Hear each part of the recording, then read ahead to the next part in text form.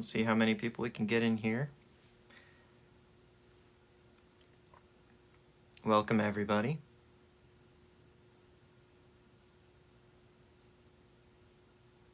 Hey, end of days, how's it going?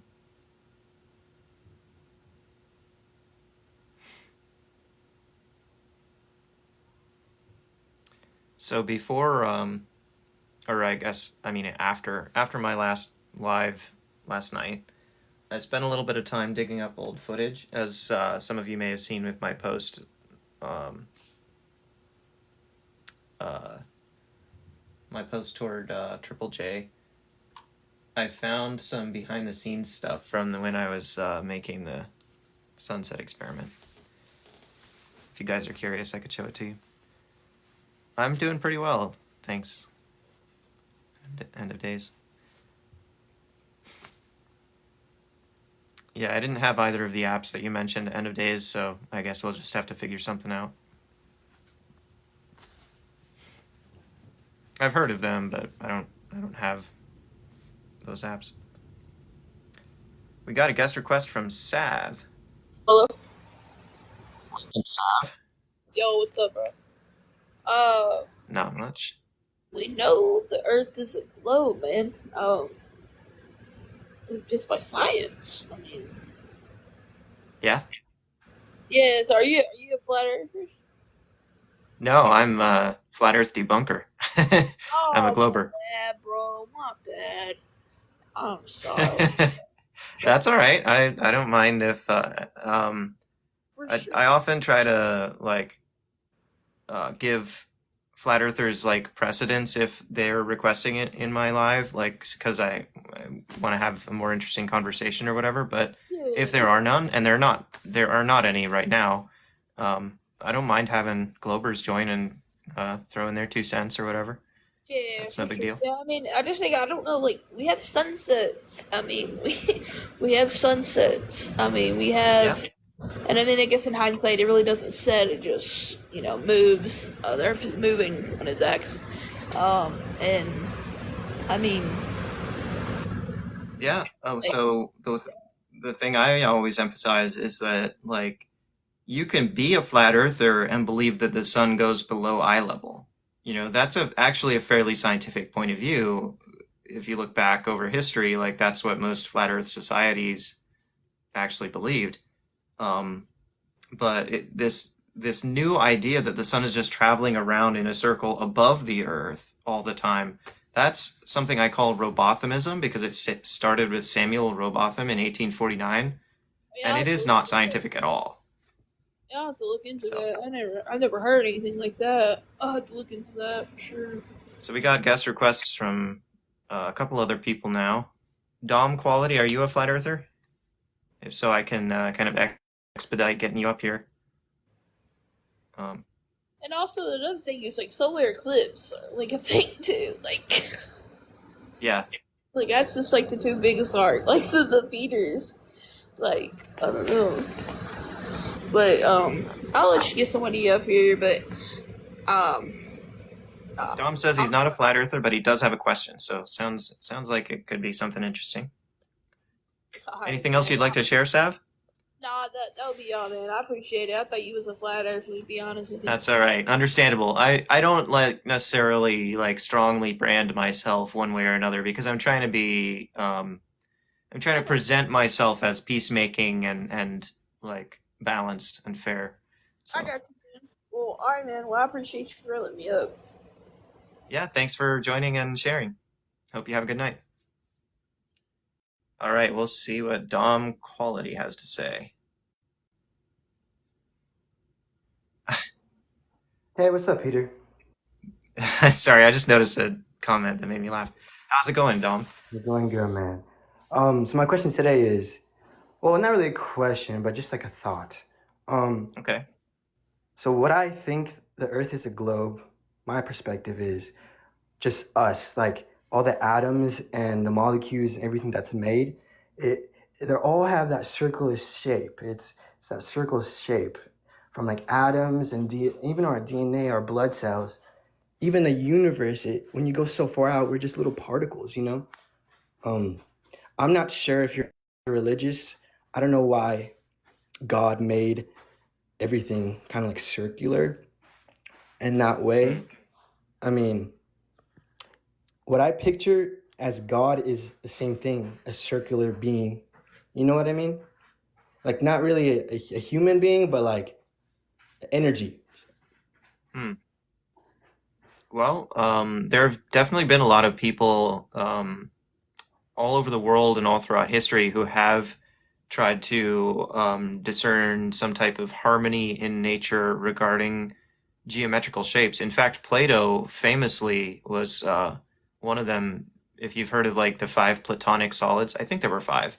Oh yeah. They are three-dimensional geometrical shapes that Yes. have certain like very regular properties to them, and that actually influenced the ancient Greeks' cosmology. They thought that the Earth, the globe, they believed in a globe, but to them it was a geocentric universe. So they Yeah. thought the globe was the center of the universe, and outside the globe was a series of like circumscribed 3D platonic solids. Like And the Plato fruit. also thought that various elements were made of these platonic solids and stuff. So there have been a lot of people, great thinkers who have explored the concept of harmony in nature regarding geometrical shapes. Yeah, of course. I Um, mean, so we're human and we have eyeballs, and our eyeballs are made to see what we can see. So a lot of things that we see aren't actually how it is in time, because we're just beings. We're only able to see through our eyes that we're born with. But I don't know if you're interested with psychedelics at all. It kind of stimulates what you see around, vibrations and energy. Um, so Earth could maybe not be a globe, it could be an illusion to whatever the universe is projecting. We just don't know yet. It's all theories now, but I do believe Earth is circular because that's what I see through my human eyes. But maybe do you when we mean die, spherical? yeah, spherical. Yeah, Okay. yeah, But definitely. But it sounds like you don't necessarily believe that the photos that NASA puts out are real, for example, hmm, because they've it, got, photographs showing it's a sphere. So, yeah, definitely. Um, it's just I don't know. It's just hard to picture. I don't know if you know anything about like time. Time isn't relevant. If you go in time, you think Earth is going to be the same shape? You think the longer we are in this planet, we're just actually changing shape? well, the according to modern science, the shape of the Earth is defined by hydrostatic equilibrium with its gravitational pull and its mass and the centrifugal force of its spinning. So it's going to be Yeah, spheroid and the moon. according to those principles for as long as it stays here. Yeah, definitely Um, correct. And like the moon pulling the tides. I don't know if you know, but NASA said that the moon like is gets away from the Earth like about like what, 4 inches a year or something like that. It gets farther from Earth every year. But I've heard that, yeah. I don't know. Eventually, what do you think is gonna happen once that gravitational pull from the moon is just cut off? What do you think will be happening on Earth? Well, I don't know whether the universe will last that long or not. I'm a Christian and I believe that Christ will return at some point and bring judgment to all of humanity, either good or bad, and depending on each person's standing before God, Yeah. and then in Second Peter it says that the earth and the stars will melt as they burn. So I mean, it's all basically destined for fire, according to my point of view, and Yes, we of don't course. know when that is. It could be millions of years in the future. It could be tomorrow. We Can don't I ask you know. a question though? As a What's Christian, that? do you feel the time is near, the rapture or the revelation? Do you feel it coming closer? Like we're in No, the end time? I grew up with a lot of like people around me kind of talking about things like that, Yes. but I don't really see it that way anymore. I don't think that um like the times that we're in, like, yes, there are many things that indicate to us that The things are Bible saying progressing through history, like the eclipse. no. The eclipse was just according to plain old celestial mechanics. I mean, it was predicted thousands of years ago, um, and we knew everything about it before it happened. I don't think it was any kind of sign of end times or anything. Um, Oh, okay. Do you believe that 2024 is a brand new energy? Last year, like last 2023, a lot of things happened, and we're in this new time. We're in a different time. Do you feel that how like time is kind of actually faster now?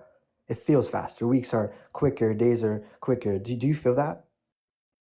Can you relate to that? well, I have to be honest, a lot of the things that you're saying kind of rely on quite subjective impressions and feelings, and like my impulse is to always ask, like, well, how do you define that? And well, on what basis can we say objectively that, you know, 2024 is different in some way than 2023, or that, we're in the end times versus, I mean, the first Christians in early Rome um actually believed that the return of Christ was so imminent that they didn't want their bodies to be cremated when they were dead, because they instead preferred to be interred in the catacombs, in the tombs there, because they thought that Christ was about to come back and resurrect them. And they thought, oh no, if my body's reduced to ash, then that's going to be somehow harder for. I Ah, mean, I don't think they thought that through entirely, but yes, you yes. know what I mean? Like Christians have had that sort of mentality as long as there have been Christians. And Yes. so, like, I think I take a step back and I say, I look at where Jesus said, you will hear of wars and rumors of wars, but the end is not yet. And the funny thing is, so many Christians read that and they take it as the exact opposite. Like, oh no, we're hearing of a war in, the Middle East between Israel and Hamas. That's That just means the us. end times are near. That's No, just Jesus humans. actually said the opposite. He said the end is not yet. So, I mean, And I I, try I to be believe that. pragmatic about it. I believe that. I try not to take all this internet stuff that how it's trying to scare us. All these Yeah. young people looking at this stuff. They're just seeing things about religion. It's just not right. It's not how you're supposed to view it. View God. But yeah, definitely, man. Yeah, you taught me some things actually. I'm kind of more aware of some things now. Um, but yeah, I appreciate you, Peter. Appreciate that. Yeah, thanks for joining and sharing. I appreciate you. Yeah, you have a good one. Have a good night. All right, we got Eddie 123.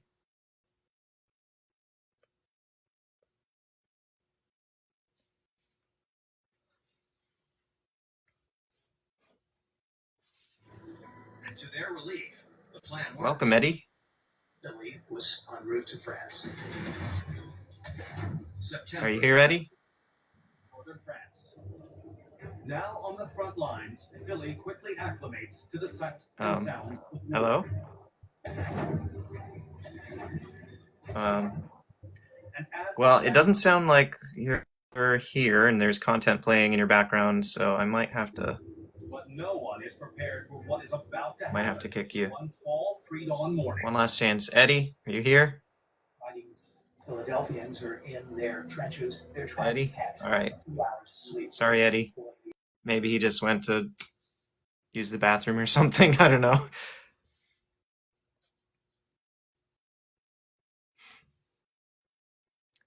All right. I think I had one or two people requesting who then later like canceled their request or left or whatever. Um, if anybody was, hoping to join and I was like on with another person, feel free to join again.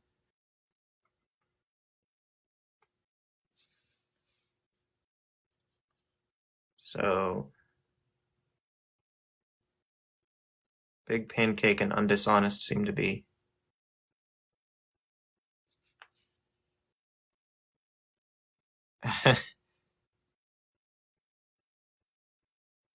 Yeah. Well, yeah, somebody says fictional white Jesus or historical Jesus that may or may not have been real. Yeah, so it is worthwhile to distinguish between cultural traditions around Jesus, like all the paintings of him looking white and all of that, versus the historical data, the actual historical data that we have. And a lot of people may or may not trust the New Testament scripture as a historical record of the life and teaching of Jesus, but it's all we have. And so, like, basically, you either believe in that Jesus or you don't believe in Jesus at all, you know, or you believe in a fictional Jesus. um, that's the only Jesus with any historical basis, is the one described and portrayed in the Gospels of the New Testament scripture.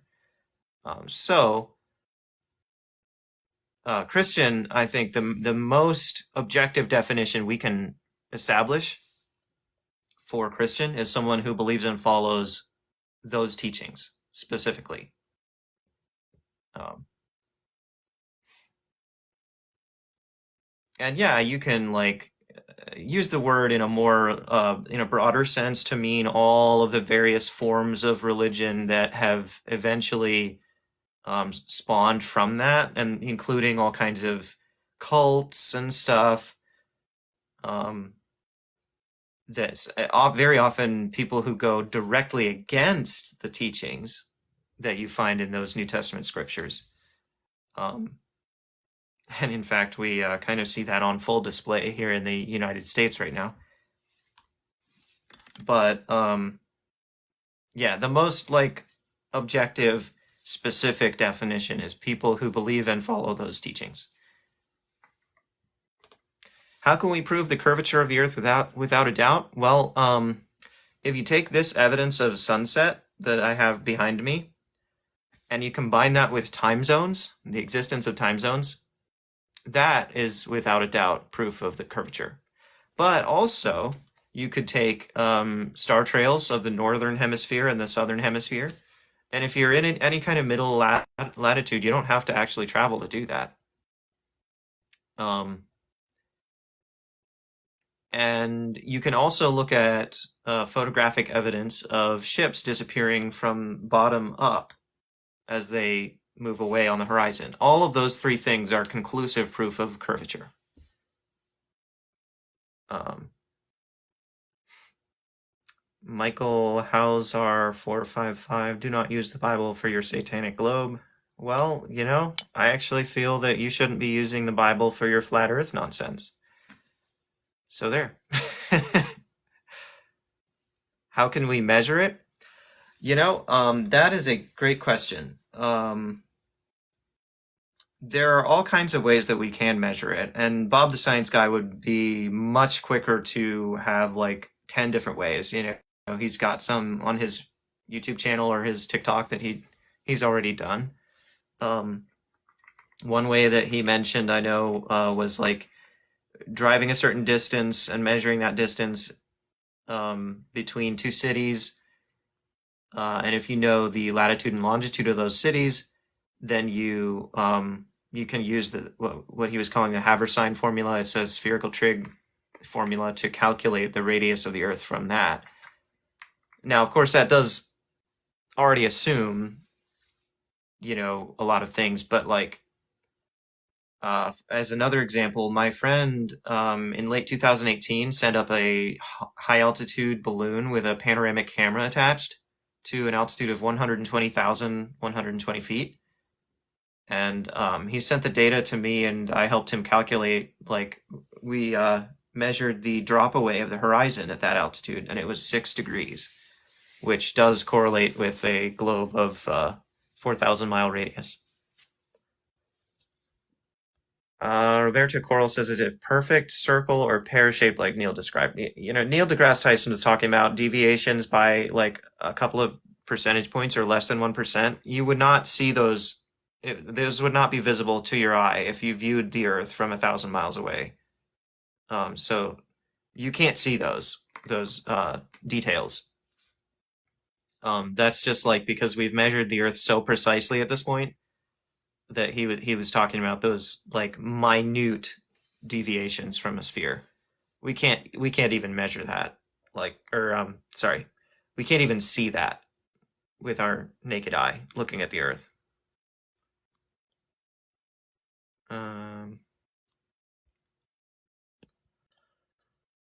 let's see. How is it we see the entire Chicago skyline from 55 miles away? Should be 1,600 feet of curve. Okay, so there's like 3 different things going on there.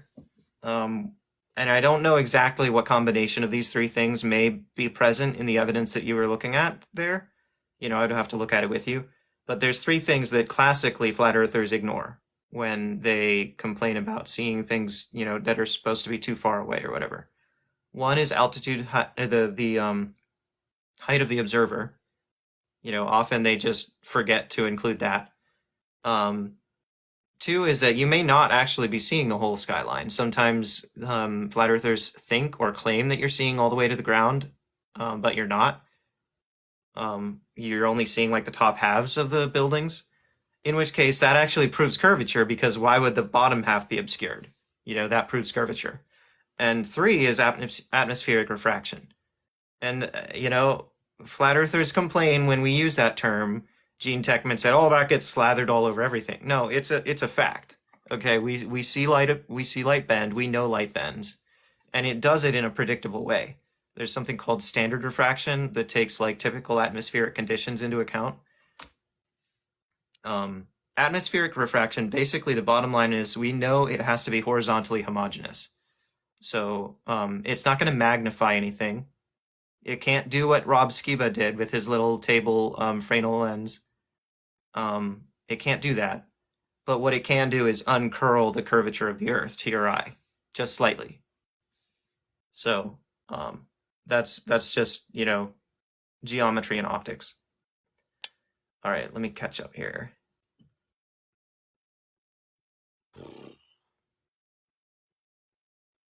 Oh boy, there's been so much. Where will you be able to see it? How will you know? Okay. You can't see any curvature. You can, actually.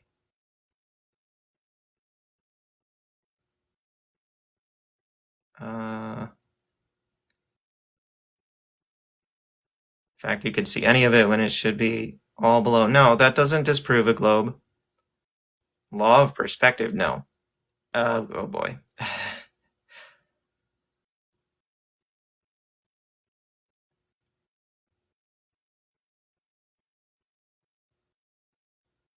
Does gravity start from, when does gravity start from space?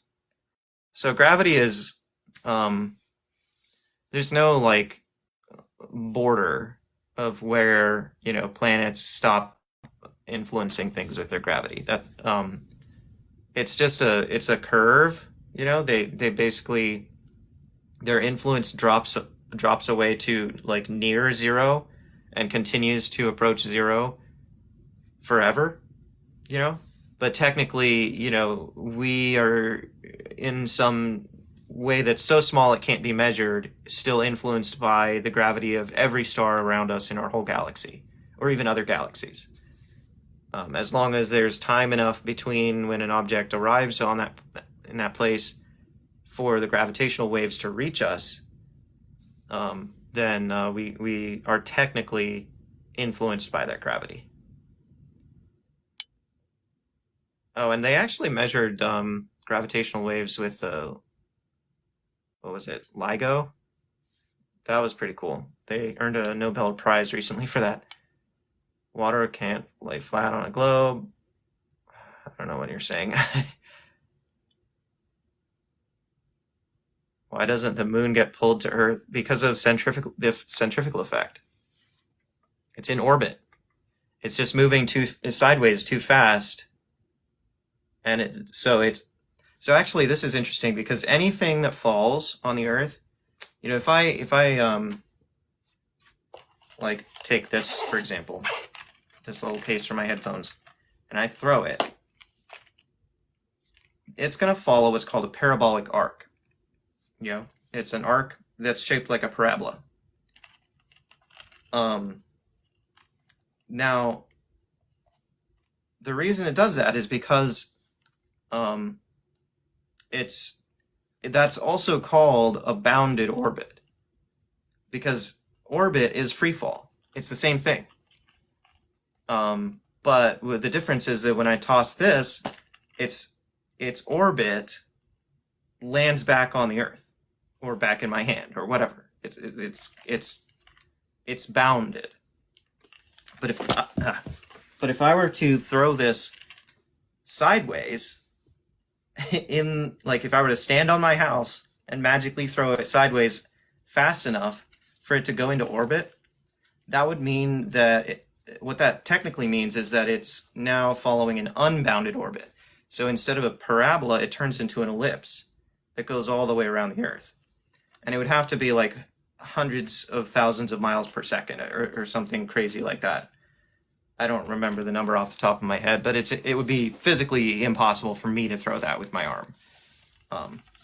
But that's the only difference between an orbit and throwing something, is that it's moving sideways with enough velocity that it basically misses the Earth and keeps going around the other side continuously. Which reminds me of an old Douglas Adams joke, but I've missed a lot of the comments here. I got a guest request from Newhouse Joseph something. The username was cut off. What's up? How's it going? Good, bro. Just relaxing. How are you feeling? I'm doing well. How are you? Or did you already answer asked that? me that, bro. Sorry. I do that all the time. Are you a flat earther or a glober? Well, I don't accept titles like that, but basically, I'm looking at your. I was just scrolling, and I seen your thing here. So how do you know it's a globe? That's. Do you know? Do you know it's a globe, or is that Yeah. your question? Okay. Yeah, we know it's a globe. And all right. So how do you setting all know? setting aside pictures from space, because flat earthers always, reject that evidence. How I can personally verify that it's a globe is two things. The time lapse in my background that I took personally in 2019, and that shows sunset and conclusively proves that the sun goes below eye level. And two, calling somebody overseas or in another time zone and asking them, where the sun is compared to my location. I did this once when my sister was in Ireland. I'm in the US, and I called her and was like, where's the sun in your sky? And she said, oh, it's already set, and it had not set for me yet. So what that shows is that the definition of eye level is relative. Shows you're further west, bro. What are you talking about? It shows that the definition of eye level is relative because the sun goes below eye level when it sets for everyone. Bro, the definition, that's a ridiculous statement. I'll let you correct yourself, but to say Okay, you're not gonna cause me to chicken out just by pretending to mock at what I said. No, I'm not. I said a perfectly sensible statement. What's relative about that? What's relative about it? Because we're at different longitudes, or we were. I mean, obviously she's not still in Ireland, but when I did that, we were at different longitudes. That's why we have time zones. Freaking obviously, bro. What are you getting at? What's your point with? If the sun goes below eye level every time it sets for everyone in the whole world, and that setting, that horizon where it sets is relative because it's different for different people in different time zones.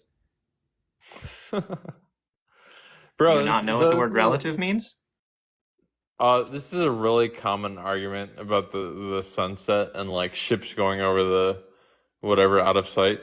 But it's have you ever drawn, like a like in our class, they teach you perspective where you draw a point Yeah, it's and not like perspective. I did the math. I can show you exactly how my experiment disproves that. What you're talking about is basically what Robothemism, the math local could you sunite. possibly? No, what math were you using on that? What math? Have you used Trigonometry. trigonometry to measure the distance of the sun or at all, or are Do you want me to you show just you? going with? I can show you. I'd like you to explain it. I don't want to see it. Just explain it. Well, it's easier to explain if I can show you. It's Yeah, okay. but if Just you trust me. show me, you're gonna give me a bunch of like whatever. I don't care about just how did you come up with the idea to do this? What are you basing it off of? I don't need to see the numbers. I just want to know. Well, you I'm a asked, so you're scientist. going to see the numbers. I did Um, not ask. so you see how this, this emulates like us seeing the sun, right?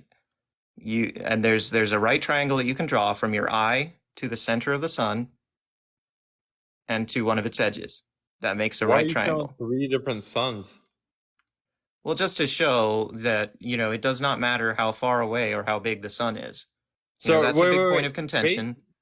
Based on your diagram here, if the sun's really close to me, it'll be so small, it'll be like a little mosquito, and if it gets close enough, I won't be able to see it hardly. Based on your freaking diagram, bro. What? And this, I'm just pointing out, this is ridiculous. And I just want to know. That's why I said don't bring up your numbers. Okay, I you're want you to throwing explain it. in random No, stuff that does not establish anything, and I I don't know want you why to you're saying. explain. I want you to explain what you're talking about. You don't need your graphs. You don't need your numbers. You don't need equations. Just tell me, dude. Just tell me. I got a request from We're Bob the both, Science Guy. bro. We're all in this together. I've studied science also. You got another guy up in the box right now. But real quick, just like He's gonna help. No, I'm not. I'm not taking a tag team on this. I just seen you live and I wanted Well, to he's ask you. he's muted himself right now. You can finish what you were saying. Bro, if you make me a moderator, I would drop him right now because we're having a serious conversation. Yeah, and And I want he's you to respectful. explain it without your goofy picture. Like this picture doesn't even make sense. Well, because You you think the interrupted me sun before I gets could even bigger finish as it goes explaining further it. away? Because it does actually. Like if you look at the moonrise, the moon's really big and then it gets smaller as it comes towards you. You didn't let me I don't finish know, explaining this, and then you Oh, concluded based on your interruption that what I was showing didn't make sense. Well, of course it didn't make sense to you because you didn't let me finish. Do you see how illogical that is? no, I asked you. I didn't say it didn't make sense. I asked you if the sun gets smaller as it approaches your face. Pretty much is what I said. Because that's Well, your diagram right here. So the closer it you're gets, talking about this side of the diagram. I hadn't gotten there yet. Okay, I was trying to explain the trigonometry first, in baby steps so that you could understand. But you didn't want to. bro. If you know trigonometry, why don't you just measure the distance to the sun tomorrow? Well, that wasn't your actual question. We can do that, or we could do that. Bob My has actually actual done that. question was not Yeah, Peter, specifically I did not to that bring up last your week if he charts and wants shit, to know bro. how it's done. I don't want to have a big argument. I'm just asking you, man to man, bro. Like I'm not making an argument. I just want to know what you're talking about. Do Yeah. you really? Because you've interrupted me resistance like every last time week. I've tried to explain it. Because you're showing me a picture where the sun gets smaller as it goes to your face. Like how close would the sun have to get to your face before it's like a little fly size? Okay, you're still doing it. You're just like literally just mocking because you don't understand, and you don't Okay, I'm understand not because you didn't mocking. let me explain. I'm not mocking, and I'm actually, if that's all you're gonna say, then I'm just gonna drop out. But thanks for having me up here, bro. And you obviously have some math, and I appreciate the math on that. And good luck to you, bro. All right. All right, bye. Have a good night.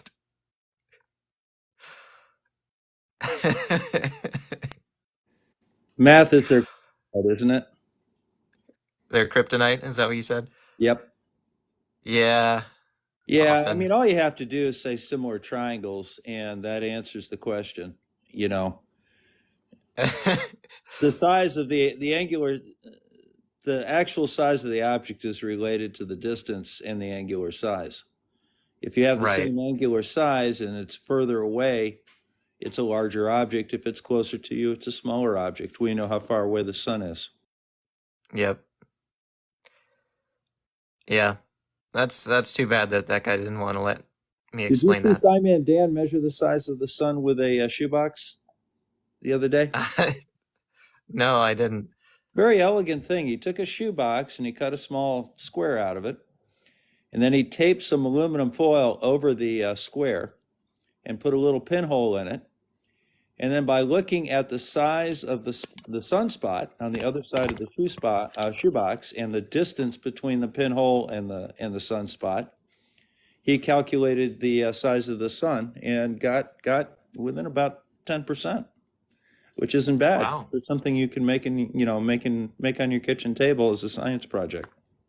Now that by itself sounds like it would tell you the angular size, but you would have to basically know the distance in order to Correct. calculate the physical size, right?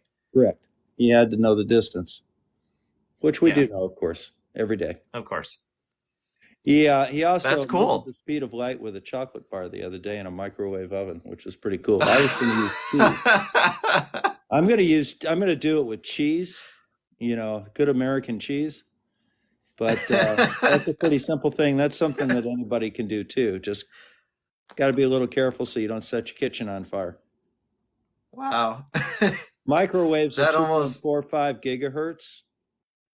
And if you put it in your microwave without rotating it, it'll form bands of burned area with unburned area. The distance between those bands is a wavelength of light at 2.45 gigahertz. So you Oh multiply my that goodness. distance by 2.54, by 2.54 times 10 to the ninth. That gives you the speed of light. Wow, that's pretty cool. It's actual science. Yeah.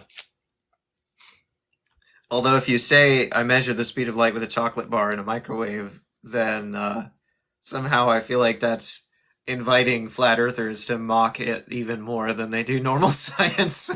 Well, they're welcome to, but speed is wavelength times frequency. Yeah. And you can measure the wavelength, the frequency of the microwave, and with the two, you can measure the speed of light. Yeah. What is going on here? Somebody's using all caps. They're crowding the comments section, but then lie and say it's me. What? What am I getting into here? Stop typing in all caps, please.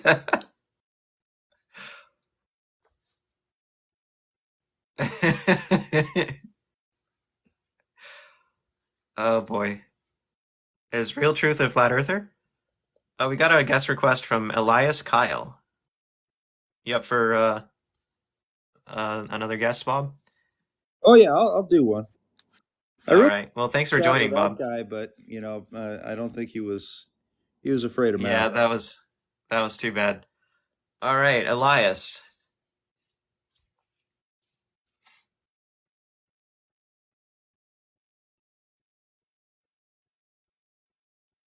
It's taking a second to connect, it looks like.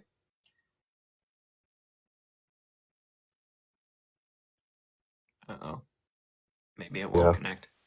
Oh, okay, there we go. the Welcome. earth is flat. Welcome. Hi. So, can you substantiate that claim? Yes. How? When we look over with telescopes or super zoom cameras, you can see way further out than 3 miles over the horizon line.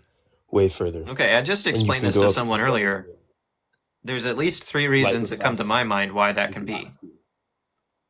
Yeah, let's hear it. There's more than So, this too. obviously, like, I don't know what exact evidence you're looking at. So, for any given situation, there can be any combination of these. Not all of these are a factor all at the same time necessarily. but they can be depending on the situation.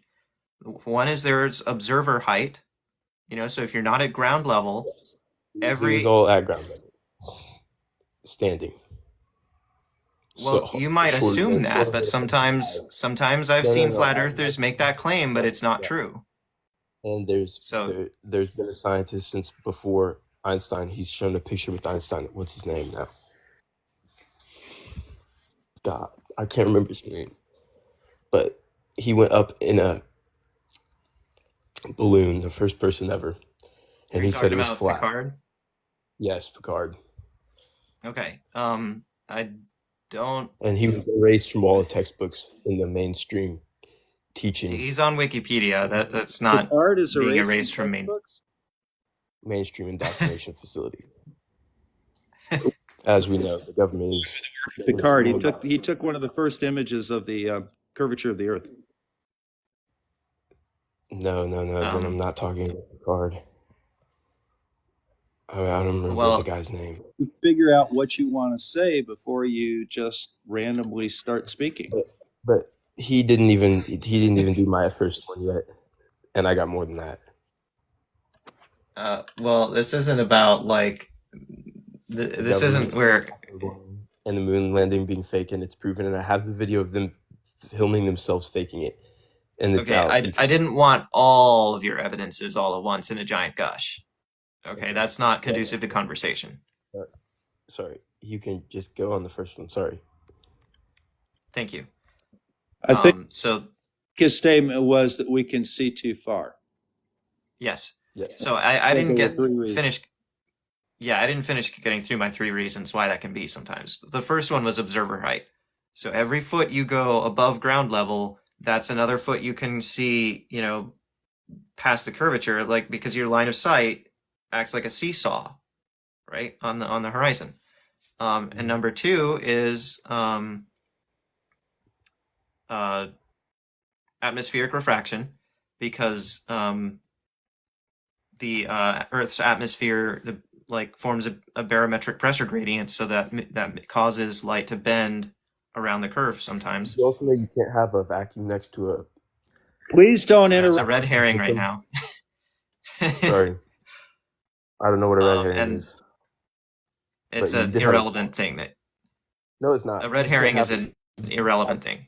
a gas pressure system, an atmosphere next to a Yeah, you're vacuum doing it again. You're still bringing up a red herring. without a solid.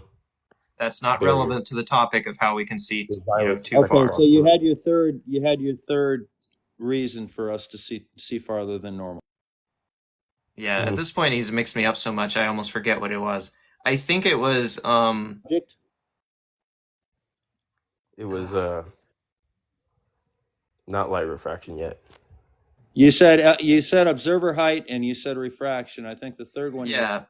height of the object. Can you Maybe explain the light guys in the refraction? chat can help me out. I literally said this earlier to somebody else. It was like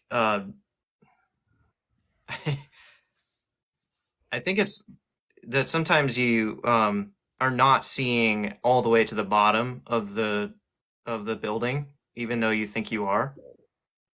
And even if it's not So- quite, And it if has it's to not do with quite, the if you're not height of seeing the quite all object. the way You to have the a hidden bottom, height that's of the the light bottom. refraction blocking Come you on, from man. seeing quite all the Eliza's way to the bottom. Eliza.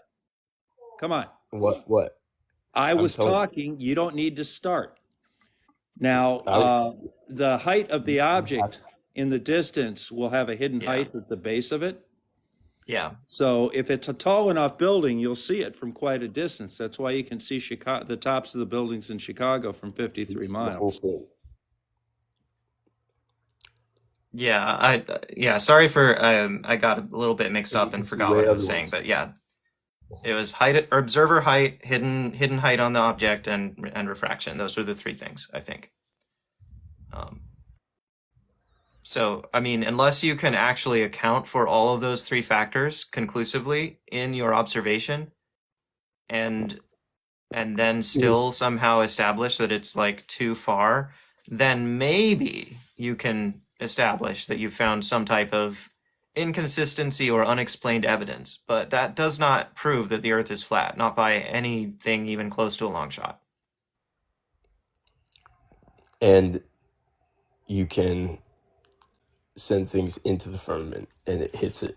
How about you Nothing goes out. No, just what the no, it host just doesn't. talked You about? can, and if you record the space launches from very farther away, Eliza, than Yeah. you're supposed to, you can see Eliza, them just curving Kyle, why don't you into the address ocean what the where host they fall. just talked about? I did.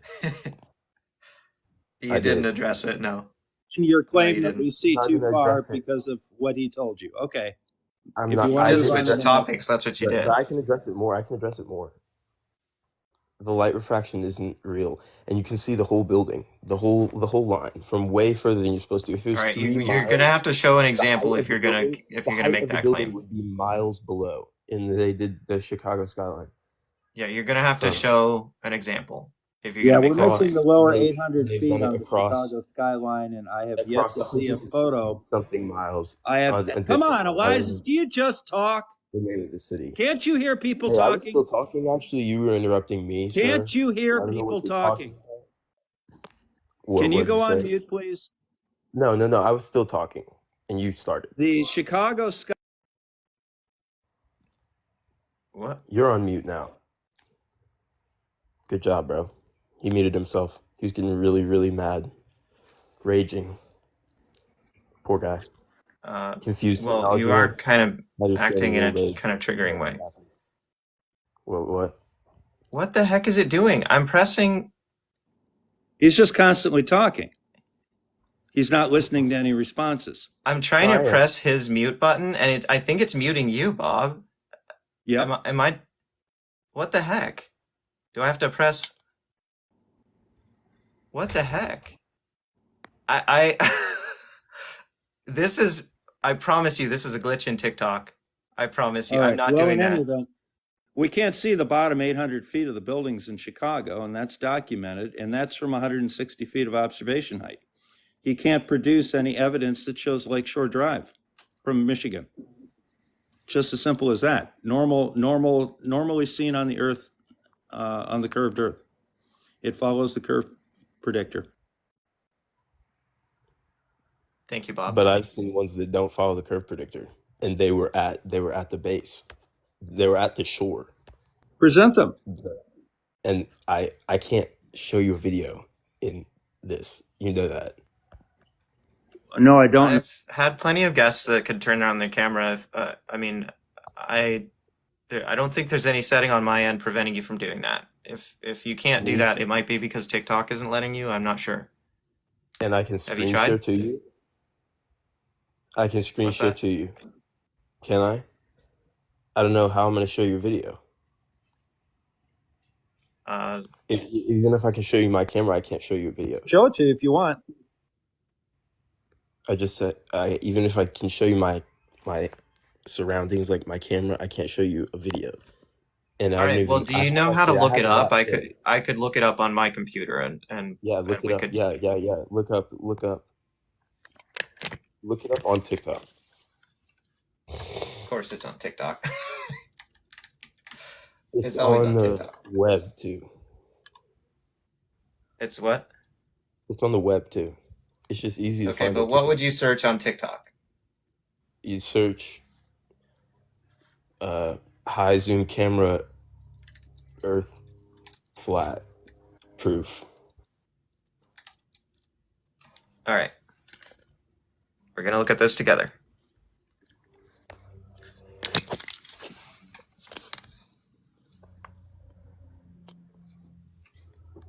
So I've typed high zoom camera Earth flat proof. This is TikTok.com.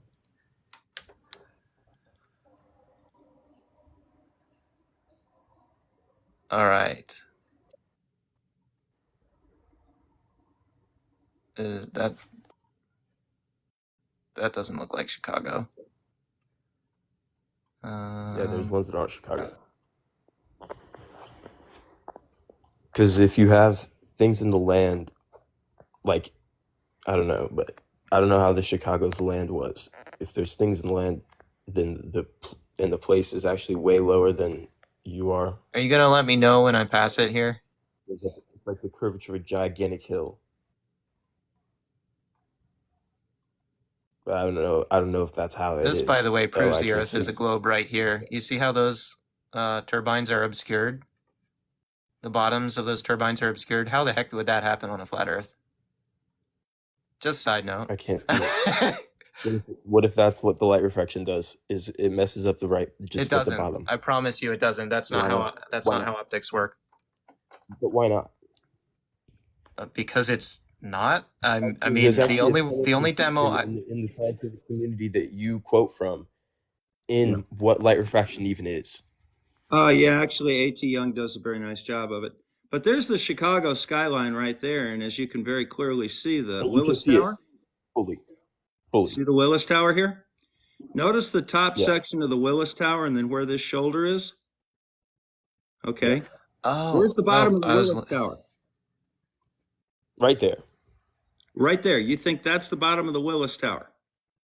Where's But how? street But level in Chicago? according to the geometry of the acclaimed Earth's curvature, how far down No, should the tower don't be? quote me geometry. I'm showing you No. geometry. How far You down show should it me be? where. It should be Tell me where the street is in way Chicago. down under from any further than 10 miles No. away. No. Even with the Tell me height, where the the height, like street the is in tip of it should Chicago be here. under. Tell me where the street is in Chicago here. What are you talking about? I want to know where the street level is in Chicago. Right here at the Sears Tower. Where's the bottom of the Sears Tower? What's that going Come to on. tell us? No, right there. It's going to tell us hidden height of the objects observed. No, where's the that was one bottom of the of three the- factors. Just tell me where You the can't bottom of the measure it Willis from- Tower is. You're not measuring it to see how far you can't see, and you can see the whole Yes, thing I actually am. right there. Yeah, I am. So hang on. I see QTF Enjoyer and Francis O'Neill requesting to join. I'm so sorry, guys. It's just my personal preference to keep the number of guests to a minimum. I'm sure that you would add a lot of value to the conversation, so I hope you don't mind me taking that sacrifice. I'm sorry.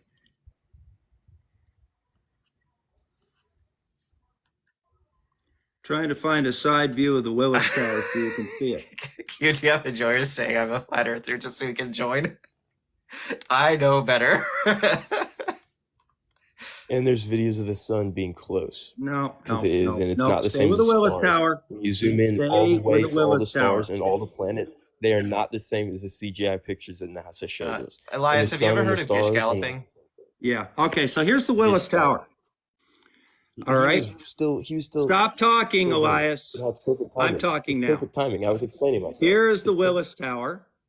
Notice that the top section of the Willis Tower is that tall. And then here are the shoulders. Okay. Now, look back at the Chicago skyline picture. There's the top of the Willis Tower. There's the shoulder. Notice that the top of the Willis Tower down to the bottom of the horizon right here is about the same distance. You see those shoulders are about halfway through. Now let's look at the Willis Tower again. That means we're not seeing anything below here. Right there. That's the horizon. Where is the rest of all of this? I need you to point that out for me right now, Eliza. Show it to me. It's below the horizon. Go back. Earth is curved. Zoom back in. No, zoom back in. You want the Willis Tower Zoom again? in. Zoom in. Let the video go all the way. Right there. You can see the whole thing. No, The whole you thing. can't. You can see You the can't see small anything bit. below Yes, you right can. here. You can, because you're All right, also show it seeing to the me. antenna and including that in the height of the top part. No, I'm not. Show it to me. Yeah, you are. Right there. There Show are it to me. lights But see at the base of the antenna on the top of the building. Yeah, You the can antenna's clearly maybe above. see not, those maybe not. lights. You can see it. That's You not can see antenna. it all the way. Zoom in. All right. You can claim But that you still. see it all the way. I have just conclusively Even if shown you you can't quite see that the you bottom, cannot see even anything if you below can't right quite see here. the whole bottom, You how can't far see away Give are me a you? break, below. Elias. It's The like video. half the building's gone. No, I think you half the can. building. You That's can. not quite. That's completely half of the building is gone. But the video hasn't zoomed in all the way. How high is the But Willis also, Tower, but Eliza? even if you can't see, Eliza, quit I don't talking. know. Answer the question. How high is I the don't know. Willis Tower? How can I quit talking and answer the question? No. How can I do that? Answer my question. You keep talking over the question. Okay. Now, you I be don't know quiet how tall the Willis Tower and is. you listen. You pulled up How this tall is the Willis tower. I Tower? don't even know where we're at. Give me a yes. Give me an But I answer. do not know how tall the Willis Tower is. You're the one with it on Google right now. I don't have it on Google. I just know what it is. It's 1,450 You're feet literally high, looking at roughly. it. So, Okay. where's the bottom So, half yeah. of the Willis Tower? Where's the Okay. bottom half of the The Willis video Tower in hasn't that zoomed in image? all the way. And I think if it No, you zooms in can all the way, claim you see all the way. I just showed you conclusively you can't. So address can the almost facts see that all I the way. just gave you. It's more than half. It's more than Where's the bottom of it's the more than Willis Tower? I don't know. You probably can't see it all the way because the video hasn't zoomed in all the way. And the light refraction Where messes is up the the bottom bottom of all of the the things Willis that you Tower? see. Because I see it The blocked light right here by refraction the messes up horizon. only the bottom of all the things that you can see. Unless Where are you the keep bottoms zooming of in all of these more. buildings? And they haven't zoomed in all the way. Is the video go any longer?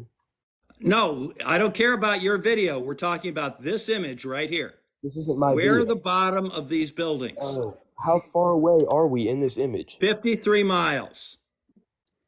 53 miles. Do you know how far Yes. under the horizon line all of those buildings should be? 800 How many feet would miles be under the, the horizon? How many yeah, the hidden height miles? would be No, 800 feet. miles. They No, should be 800 feet. multiple miles under the How did horizon you line, calculate that? Show me according your to the math. geometry of the claimed shape of Show the me your Earth. math. Show me the Show me math. the math, dude. Yeah. Dude, everything disappears 3 miles away out to the horizon line. 3 miles. Everything? Yeah, That's you what's see, claimed. The boat. Peter, 3 in the miles out. flat They Earth, disappear. if you're over 3 miles away, it vanishes. You Yep. can't see beyond 3 miles. No. Not in the flat Earth. In the globe Earth claim, everything's supposed to disappear after 3 miles away. And that's 53. Something disappears 50 at miles 3 away. miles. Okay, I got it. They are multiple miles away It's under the claimed more than 3 miles curve. away. But they're not. And you can almost see the whole Elias, bottom if you just is keep the moon more than 3 miles away? What, bro? Stop Is the moon just more than babbling 3 on. miles away? Listen, Just ask listen. the question. Is the moon more than 3 miles in the away? Sky. Is the It is in moon the more than sky. 3 miles away? Yeah. Okay, so you can see things more In than the 3 sky. miles away, even if they're on the horizon. You That can is see the not- moon on that the is- horizon, That is can't you? actually insane. Is anybody taking you seriously anymore that you just tried to use Elias, that? you're clearly mixing up horizon versus like line of sight. You know, No. things don't just The only vanish reason after any 3 of miles that away. weird stuff would work is because you're trying to clash the fake stuff with how reality actually is when you view it, and then it's like, oh yeah, Okay. it's this way. Look at my globe. I can stick my finger up I'm looking on up this side of the globe, and you can see my finger. Okay. Right? That's past more than half the distance of the globe. So Oh my god, this what are you talking about? That is What- actually insane. Do you know how big your finger would be in the claimed size? Do you know how big your yeah, finger no, would I'm be? just demonstrating a What are you principle talking about? that What are you talking about? I'm demonstrating a principle Okay. that What's your- things what's your- don't your just principle has nothing to vanish do with after 3 how many miles. buildings compared to how big your finger would be. It's bigger than freaking North America, bro. So what? Yeah, I get your point. What, bro? They're not That buildings. doesn't matter. You just didn't understand the demonstration I was trying to make. This is characteristic number 4 of science denial. You see how he No. cannot I'm do just any using deductive my reasoning? my thinking. I'm just thinking. That's what I'm doing. Yeah, his thinking's flawed. and Instead of that's listening. Classic characteristic 4. It is. I'm thinking and questioning the science that has been presented to me by a government that I know is evil. And in doing so, I have That's realized characteristic number 2, That's what I have- conspiratorial thinking. Elias, that's a complete red herring on this topic because we are not presenting government stuff to you right now. We are presenting basic math, science, and observation. No, this is all stuff that you've been taught by a government. No, Science. this is basic math, science, and Science. logic. Yeah, that picture was No, taken by a I guy just named use Josh math, Nowicki. science, and logic. You couldn't even present me with my math. I just used math to disprove the picture that he tried to get me with. No, you didn't. Oh, that one? The one where you can't see Yeah, the bottom of the Willis I Tower? did. That one? Yes, where you can't see the bottom, but you can still see the Okay, so Willis you can't Tower see the after bottom. 53 miles away. 53 miles. And the Willis Tower is, oh, it's a few Perfectly hundred feet normal on the tall. globe. But you can see almost the whole Willis Tower if you keep zooming in. You can continue to see the No, Willis Tower because the actual way light refraction works is not letting you see the bottom. no, that's not how light refraction works at all. You Yeah, can't it see the actually Yeah, bottom is because that's it's how it blocked works. by the And you're horizon. trying to quote to me fake science that's not real, that you've been You can't indoctrinated zoom by in the and bottom of tricked. the Willis Tower. Period. Not going to happen. Says the Never. guy who How thinks do you know? objects disappear at 3 miles because we can't see any No, no, farther no, than 3 that's the miles. claim. I don't think Doesn't know that. the I difference know that's between line of untrue. sight and horizon. I'm stating to you what the mainstream that you follow says. You don't know the mainstream science because I don't think you ever made it that far in Yes, I school. do. Oh my All God. right. So I'm how do you tell the formula for a drop in Earth curve? the formula. I don't need to know the formula for drop Okay. in Earth curve How does the because Earth that's curve all calculator indoctrination work? by the system that is How evil does and the Earth run curve by calculator literal work? satanic pedophiles. And they are Excuse lying me. to us so we Did you do just not say know our pedophile? power, who we are, and where we are. Yes, Are you going to allow pedophiles. that on your That's who runs stream, the earth. Peter? People talking about pedophiles? I'm yeah. not saying No, that. I'm not Elias, promoting both. That's who I'm the gonna kick. earth is Oh controlled by. shoot! I swear. Darn it.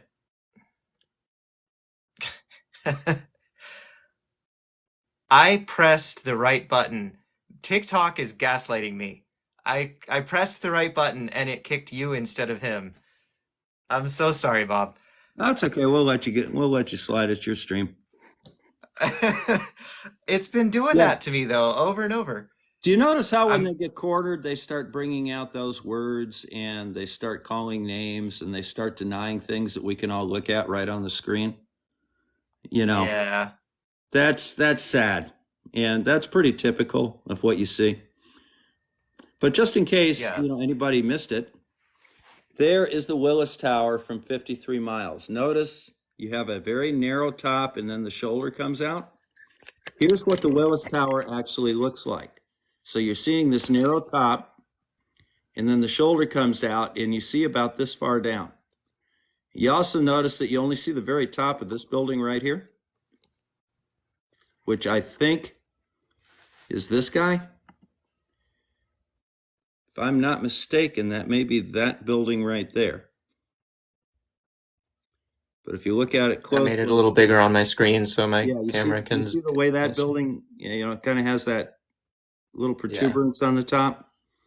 If you look carefully, you can kind of see it to that one to the left, because this is looking east, and Peter, yours is looking west. Yeah. So you can very clearly see the top of that building right here is right about where this area of the building is here. And as you can see on the on the Chicago skyline image, there is the shoulder, and right at about the same level as the building next to it. Yeah. That's the next tallest building around. And well, unless you go out this far, it's like the next tallest building within. Yeah, but that building is the same one that's right next to it because it's on the correct side of the building. Right. And it's also close to the building as opposed to the other one being quite a ways away.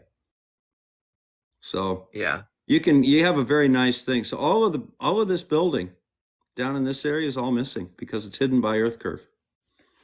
And his claim that you can zoom in on that, I'd like to see after it gets dark, I want to see somebody zoom back in the sun. That's all I want to see. Yeah. Come on, guys, you can do it.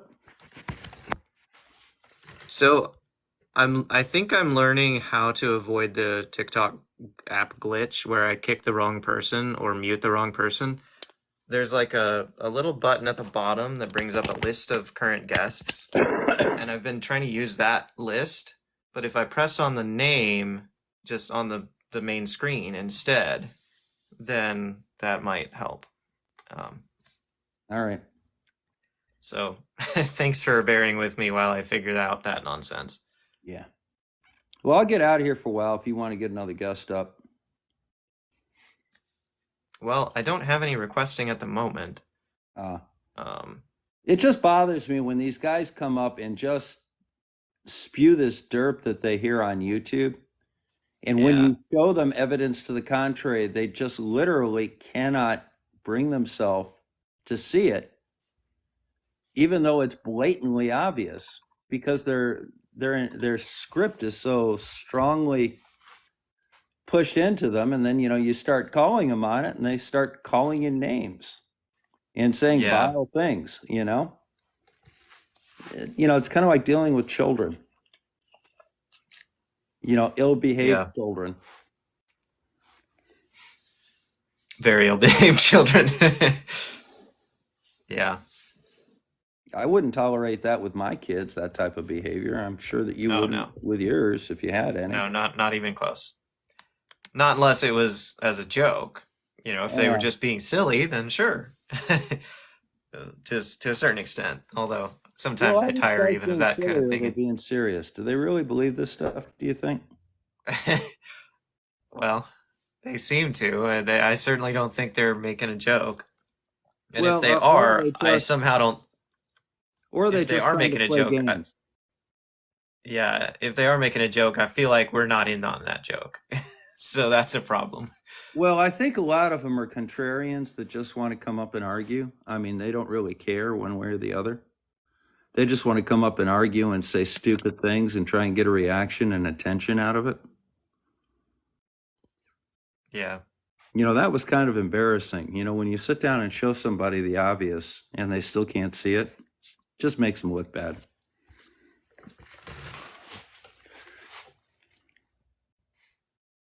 Yeah. Elias says I have so much more to say. I wish you hadn't gone for the vile accusations against public figures and things, because otherwise you would have probably had a chance to say it. But that's technically a violation of my second rule: no accusations.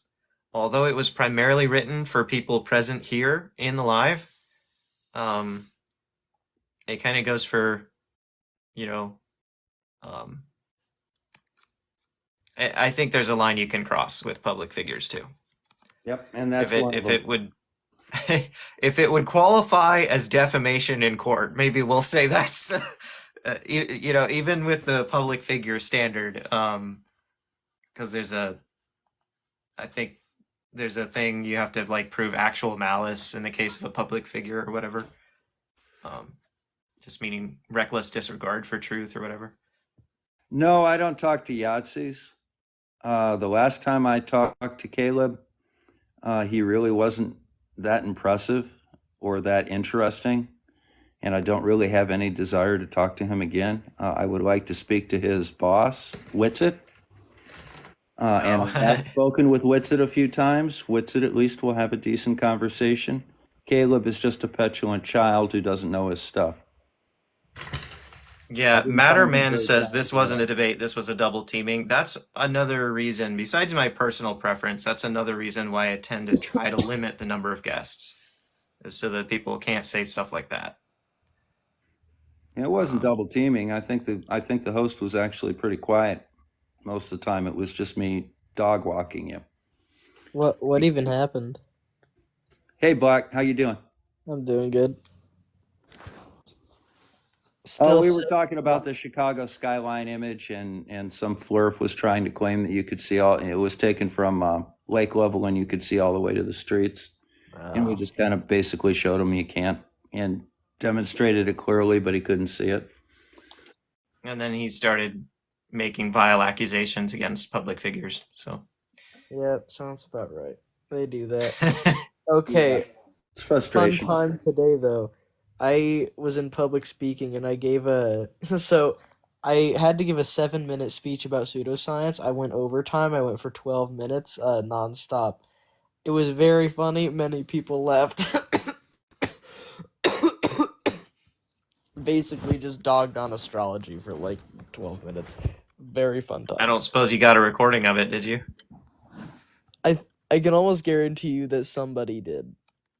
My no, it's very I'm not gonna say how you can find him because then I'd be like leaking my actual name. But basically, I'm known for giving very funny speeches, right? And they're flowed very well too. Like they're genuinely good speeches, but they're also very funny. So I think you have access to my DMs. You should send me one. I'll see if I can get my hands on one. People don't record the whole thing; they'll record like little snippets. So I saw somebody in my comments saying that I should get more moderators or people who are more experienced to help me mod. I am absolutely open to that.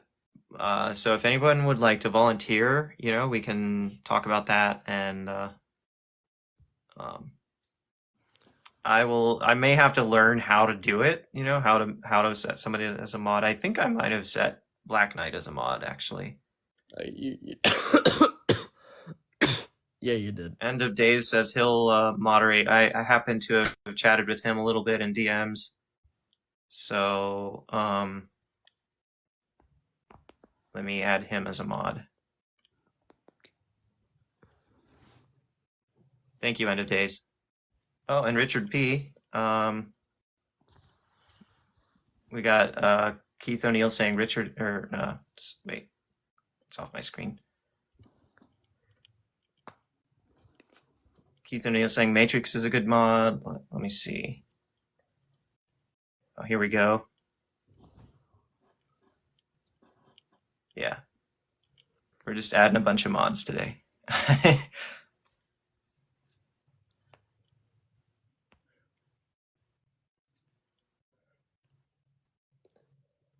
We got somebody, Edok Sinclair. I regret that I don't recognize you, Edok Sinclair. You may be a good mod, a very trustworthy person, but since I don't necessarily have that rapport, I don't feel right just handing you the keys. So DM me if you or if we end up having a chat sometime on my live.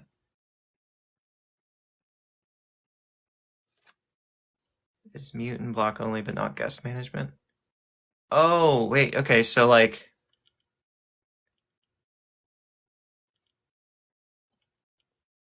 does that help, Matrix?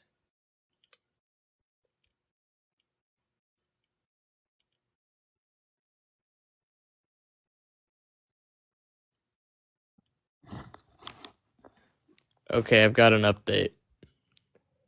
Okay. So I might have it.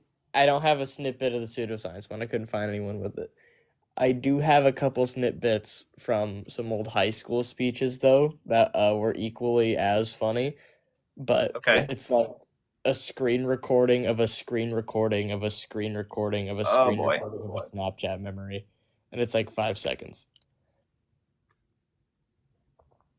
So sadly, nothing of substance. All Although right. there was someone last year who tried to record my like state competition forensics finals speech, and people at like the big competitions are honestly just a little bitchy, if I'm gonna be completely honest. So what happened was like I think it was like my dad or something like came in and like wanted to record the speech because there's a chance that it could like have won state, right? Um and I got grieved, which I don't know if anyone knows what that means. It's basically another person who was in that same speaking event got all mad, right? Because of that specific thing, like because someone was recording it, which is technically against the rules, but at the same time, like basically the higher ups were like, okay, it's literally just like some dad recording his kid's speech, right? Uh-huh. So I was not struck from the tournament. Didn't win champs either. I came like third or something like that. But the recording had to be deleted. So Aw, I that's know, too bad. big tragic.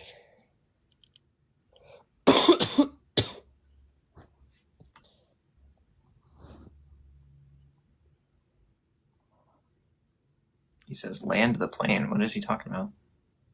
I think he means like finish the thingy. I don't know. It's late. I've had a few I drinks. didn't It's think you took too long telling that story. yeah. I most of my stories are pretty long, so I thought that was significantly shorter. Hey, yo, if any flurfs are in the chat, you guys should come up.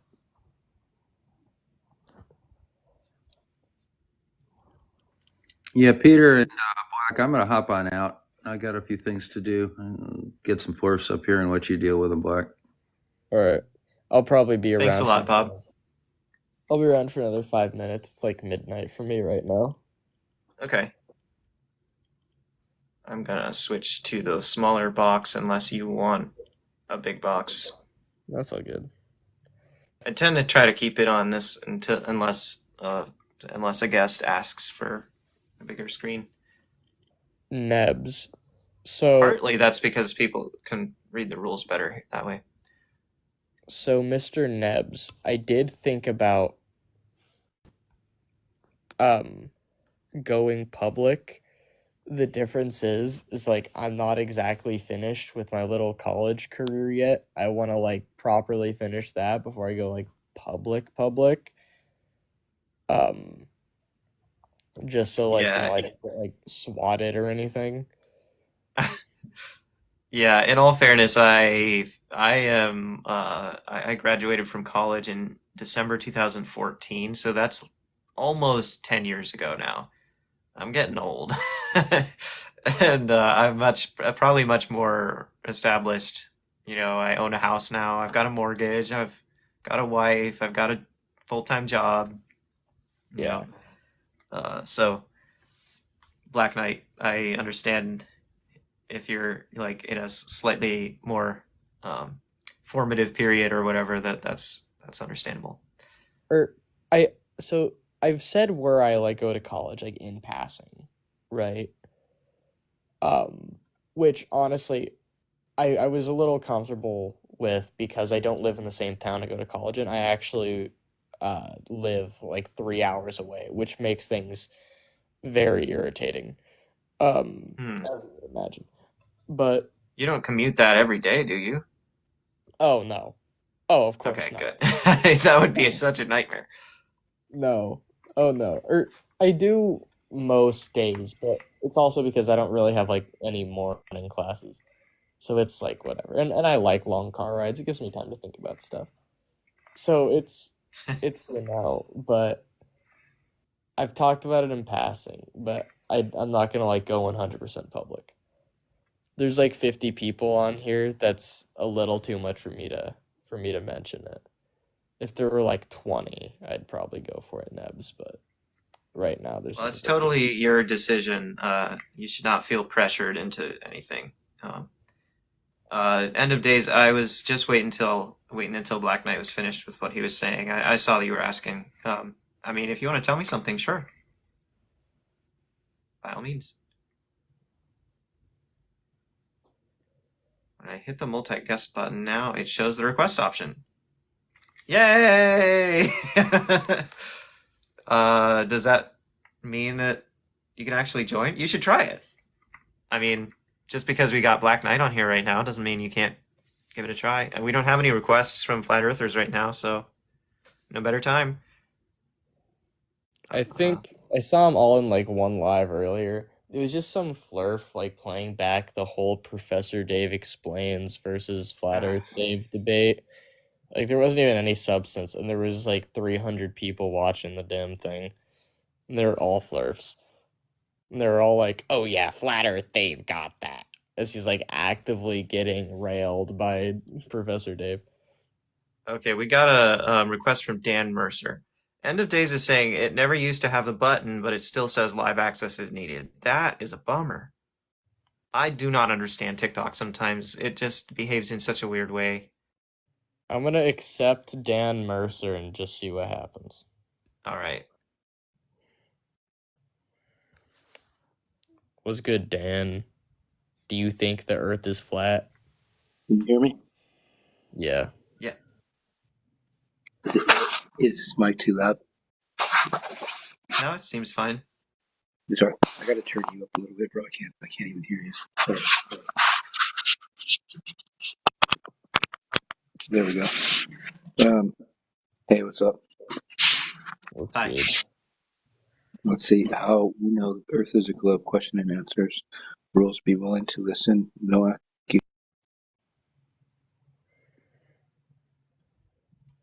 What is it? Did the bro die? Or unalive? Haha, I did not say that TikTok. I'm still here. Yeah. We got I think End of Days was like trying to test something. Sorry about that, Dan Mercer. You were just reading the rules? Yeah, I got him. All right. Cool. And if you ever have any questions about these, I'll be glad to answer. And if I try to be understanding, like if somebody breaks one of these rules, I'll try to give a warning, before I just kick them. I try to be a human being about it, in the good sense. Some Yeah. days I'm better than others, but I mean, flat Earth. There's a lot of truths and a lot of deceptions, but what starts it off for me is the Apollo missions. what do you think's wrong with the Apollo missions? Well, I mean, have you seen that phone call from President Nixon to the astronauts? I think I did see that one time. Yeah. Yeah. Okay. Well, that's pretty sus, bro. Why? Well, because first off, it's what 240,000 miles. Yeah, Okay, so that makes it the longest phone call in history, right? probably, unless you count the ongoing contact that the Apollo crew members had with crew on the ground during the entire mission, except during like communication blackouts when they were on the other side of the moon and stuff. Okay, but anyways, we're talking about when they were talking to President Nixon, right? Yeah. Okay. And so, without getting into all the details about Apollo and, giving up any secrets or anything that's going to get me in trouble, like how many watts Apollo had or so forth and so on, let's just take a moment to reflect on how exactly Apollo managed to send radio signals 240,000 miles back to the Earth. What particular band did they use? Well, I don't know like the exact band of the spectrum, but like what do you think the difficulty is? Do you know the speed of light? No, there's certain radio bands that refract off of the ionosphere and others that don't, right? And so the ones that do are supposedly the ones that um, they use to send this very weak signal off the moon.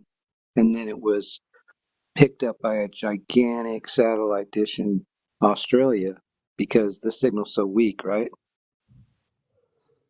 Well, that was the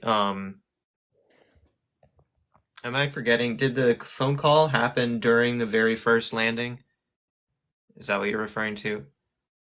I know the Australia dish 1960, was 1969.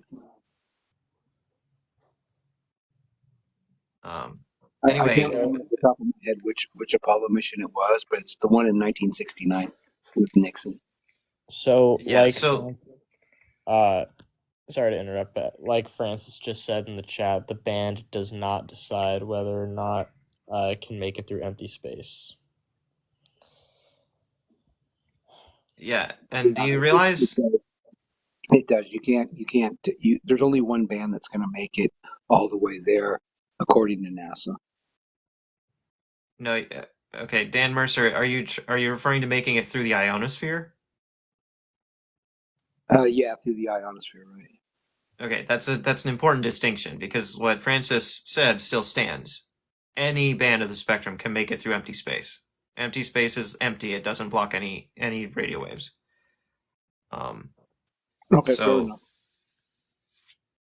uh, but I mean, I feel like I need to add a citation needed symbol on what you said that NASA says only one band of the spectrum can make it through the ionosphere. I don't know that that's true. That's why they would have just one frequency that they use, just like when the cops use radio frequencies, right? Well, that's also because of standards. You don't want any random patrol vehicle tuning into the wrong frequency so that they can't communicate with each other. Obviously, there has to be agreement on which frequency to use in order for Right. And communication to happen. that's an interesting point that you bring up, because not only did the gigantic dish that sat in Australia that they had to have in order to pick up the astronauts pick it up, but also another guy picked it up and recorded it that was just sitting there on his backyard ham radio and has recordings of it. And it just shows that he was nearby wherever they were filming the situation, and the astronauts That were doesn't unhurt show the whole that. time. Yeah, it does. That's not what that Be- shows. Yeah, it does, dude. It does. It shows it's total bullshit. No, it doesn't. Do you realize how, I mean, do you have any idea what equipment the ham radio operator was using in order to pick up that signal? A I Korean mean, war tank. Well, Korean war tank radio. okay. So, I mean, So that sounds a little he's using a more advanced military than, grade radio. yeah, It's not not just exactly something you could have bought at Radio Shack, okay? And, and let's go back to the mission itself, and let's go back to the fact that the father of rocketry himself said there wasn't enough fuel to get to the moon. We So are see you we've never dropping? been So to the moon. before I touch that, are you dropping your argument, your previous point? No, I'm Because just saying unless you're these things are all sus. To begin my conversation, I said these things are sus about NASA, and they are, man. And if you go research them, everything I'm telling you right now is true. So what I'm No, getting at though is I don't you believe just you. moved on from the previous point that was that the phone call could never reach them, right? We And can go moved back, on bro. to a different I won't point. gish gallop. I So won't gish gallop on you. I just don't have a whole lot of time to sit here for hours. But I mean, well, because I'm gonna bring up a lot of stuff, and you guys are gonna say nah, and then move on anyway. So okay, my question is though, are you dropping your previous We didn't point? say just we didn't just say nuh-uh to the argument about like the phone call making it to the earth. Okay, we were focused on that point and we gave that point proper time and we provided our response and then you change subjects. That's not us saying nuh-uh to stuff you bring up. That's us trying to okay, keep you on subject. well, no, you guys were Even saying nah, that you can use any band that will work from the moon to Earth, when We're that's not the just case. questioning we're The just only band, questioning the the only band, just so you know, that works is S band. So first of all, I just like to mention you listed no citation there. You said NASA, but you didn't list a publication date. You didn't list an article. You didn't list anything of the sort. You just said that NASA said it. Second of all, I'd also like to add that if you had included the full context to what we just referenced from Francis himself, was that what we're saying is that in space there's nothing blocking these radio waves, right?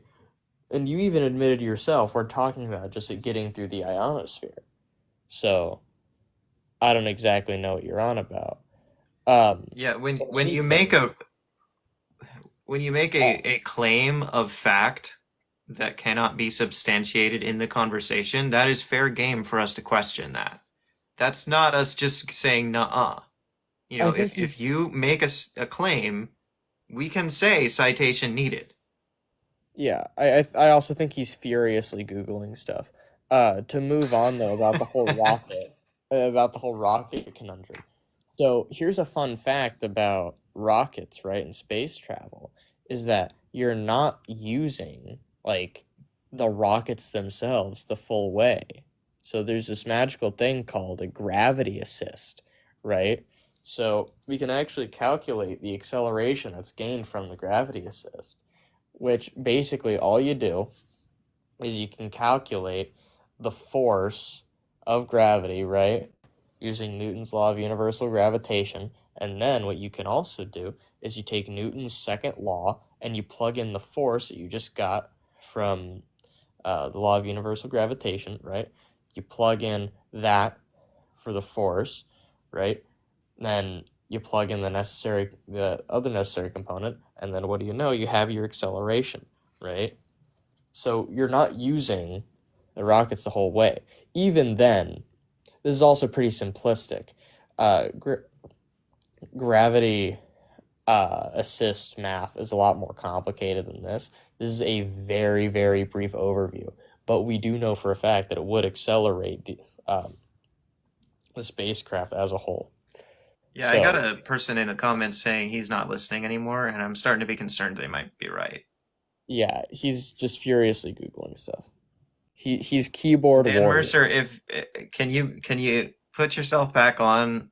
Because I've got other guests requesting, and I don't want this I to mean, turn don't into. pick me, bro. I was just trying. The guy wanted me to give him a whole bunch of facts. So, I mean, I can give you all the stuff that I've read. I just didn't come prepared with it. I just wanted to throw that out there so you guys could actually do some research instead of just Oh, regurgitating we've done plenty of research for our indoctrination own after that. conclusions. You You know? can't assign us homework. You got to come prepared with your own to substantiate your own claims in a Okay, debate. I mean, That's you. if you That's want me your to do burden, that, not ours. that's fine. That's fine. But it just said just trying to answer your questions. Thank you. Yeah. But anyways, the moon landing's totally fake, bro. It's not. Anybody can see you're fake. Anybody can, It. Von Braun said himself that there's not enough fuel to get to the moon. I just That's also a Obama citation needed. said it. We can't get out of lower Earth orbit. Okay. The ISS, is it in space? The answer, no, it's not in space. It's in lower Earth This is orbit. gish galloping, Dan. Yeah, You but I are mean, gish galloping. those are all reasons why, the model starts to fall apart. That you guys No, seem those to. aren't reasons why the model starts to fall apart. You're just gish galloping. Okay, no. yeah, okay, that's fine. But I mean, just take one at a time. Then I mean, that's fine. Just take any one of them. What do you think about those things? They seem to make a lot of sense to everyone else, and So starting to No, not everyone else, strangely just enough. Yeah. conspiracy theorists. so No, It Dan, actually conspiracy realists. I mean, NASA's been lying for a long time. so NASA Dan, hasn't lied. Dan, I'm gonna address what you just said exactly how I would address this if I were in a debate round. I had previously answered, or I had previously refuted exactly what you just said. All you're doing is repeating yourself. I'm not going to repeat my previous statements. However, regarding the thing about the radio waves not being able to reach them, right? Regarding the rockets and regarding the other points, I'd already covered that. So you are being repetitive. Being repetitive doesn't make you right. Okay, well, I mean, you could talk about radar. You know, I can give you radar systems that supposedly are max out at 26 miles, and the curve would have put the boat down below, and yet they can see the boat 50 miles out, and the curve would make the boat. Yeah, you're just changing subjects again. Yeah, No, because you're he said you're I red couldn't talk about herring anything here. else because he already shot them all down. But all I heard him say was "nah." Yeah, because you were furiously Googling. You weren't listening to I what I know was I'm not saying. pretty scared. I was actually going. I save everything that I look at and read, but the problem is I read so much it takes me a little while to go into the into the screenshots and find something to show it to you. I just trying to give you your citations is all, bro. I'm sorry I wasn't Okay. fast enough for you. I'll step down and everything. I just thought you guys should look into it a little bit instead of just always saying nah. Well, we didn't We say didn't. nah. I Dan directly Mercer, we did addressed not do that one time in this conversation. Stop saying that, please. Oh, he's just gone now. Oh my gosh. Francis. This man is the keyboard warrior. I'm I'm gonna do so. I did this back in high school where one of my teachers was very funny, so I made like a Instagram account like as him, but I'd take like a random picture, right? So it'd be like LeBron James and just like Photoshop like his face onto it. I'm gonna do that, but for Flurfs, right? We're gonna have that guy as the keyboard warrior.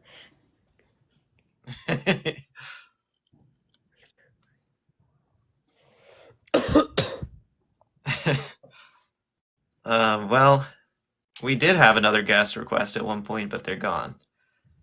Um, Thank you, everybody who's saying I'm patient. I do try. Last night, and Black Knight saw a little bit of this. I think it was last night. I feel like I was a little less patient than I usually am, or than I try to be. Um, I don't know. Maybe it was just an off day or something, but somebody's asking, would I allow Nathan Thompson on my live? No. No, I let him on once, not knowing who he was, and his behavior on my live was so absolutely toxic that I kicked him within like 60 seconds or something. What did he And do?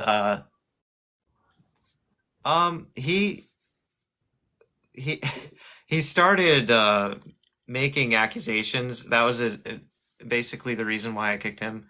I don't remember all the details, but I actually have a video of it on my TikTok. Okay, could you like send that to me? Sure. Like, okay, thanks. A Smith Shop is requesting. All right, A Smith Shop, is the Earth flat? From observation, yes. Okay. I mean, What observations?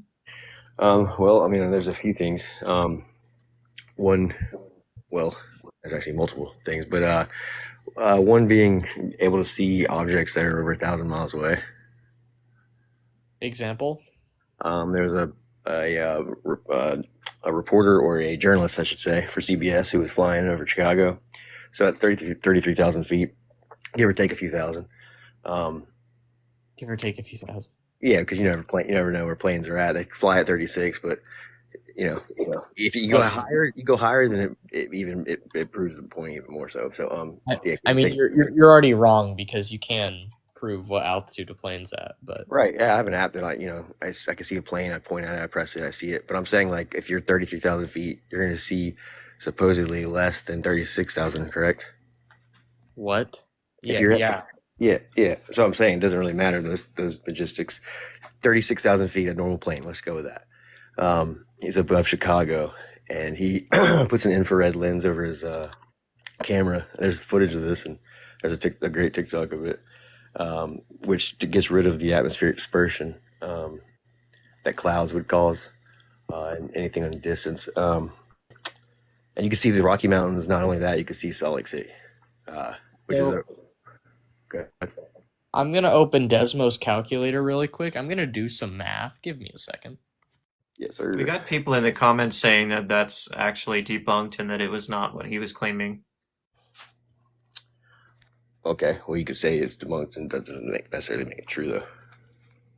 Well, the same goes both ways. You could say that it's him seeing Salt Lake City from 1,000 miles away, and that doesn't make it true.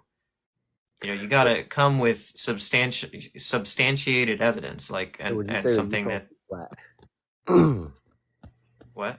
Would you say Utah is pretty flat right before it reaches the Rocky Mountains? Level is probably a word I would prefer, but That's fair. That's fair. There's it's reasonably level, but yet you know where the geological markers of the Rocky Mountains start, right? And you would know the distance that you would begin to see civilization as grand as Salt Lake City.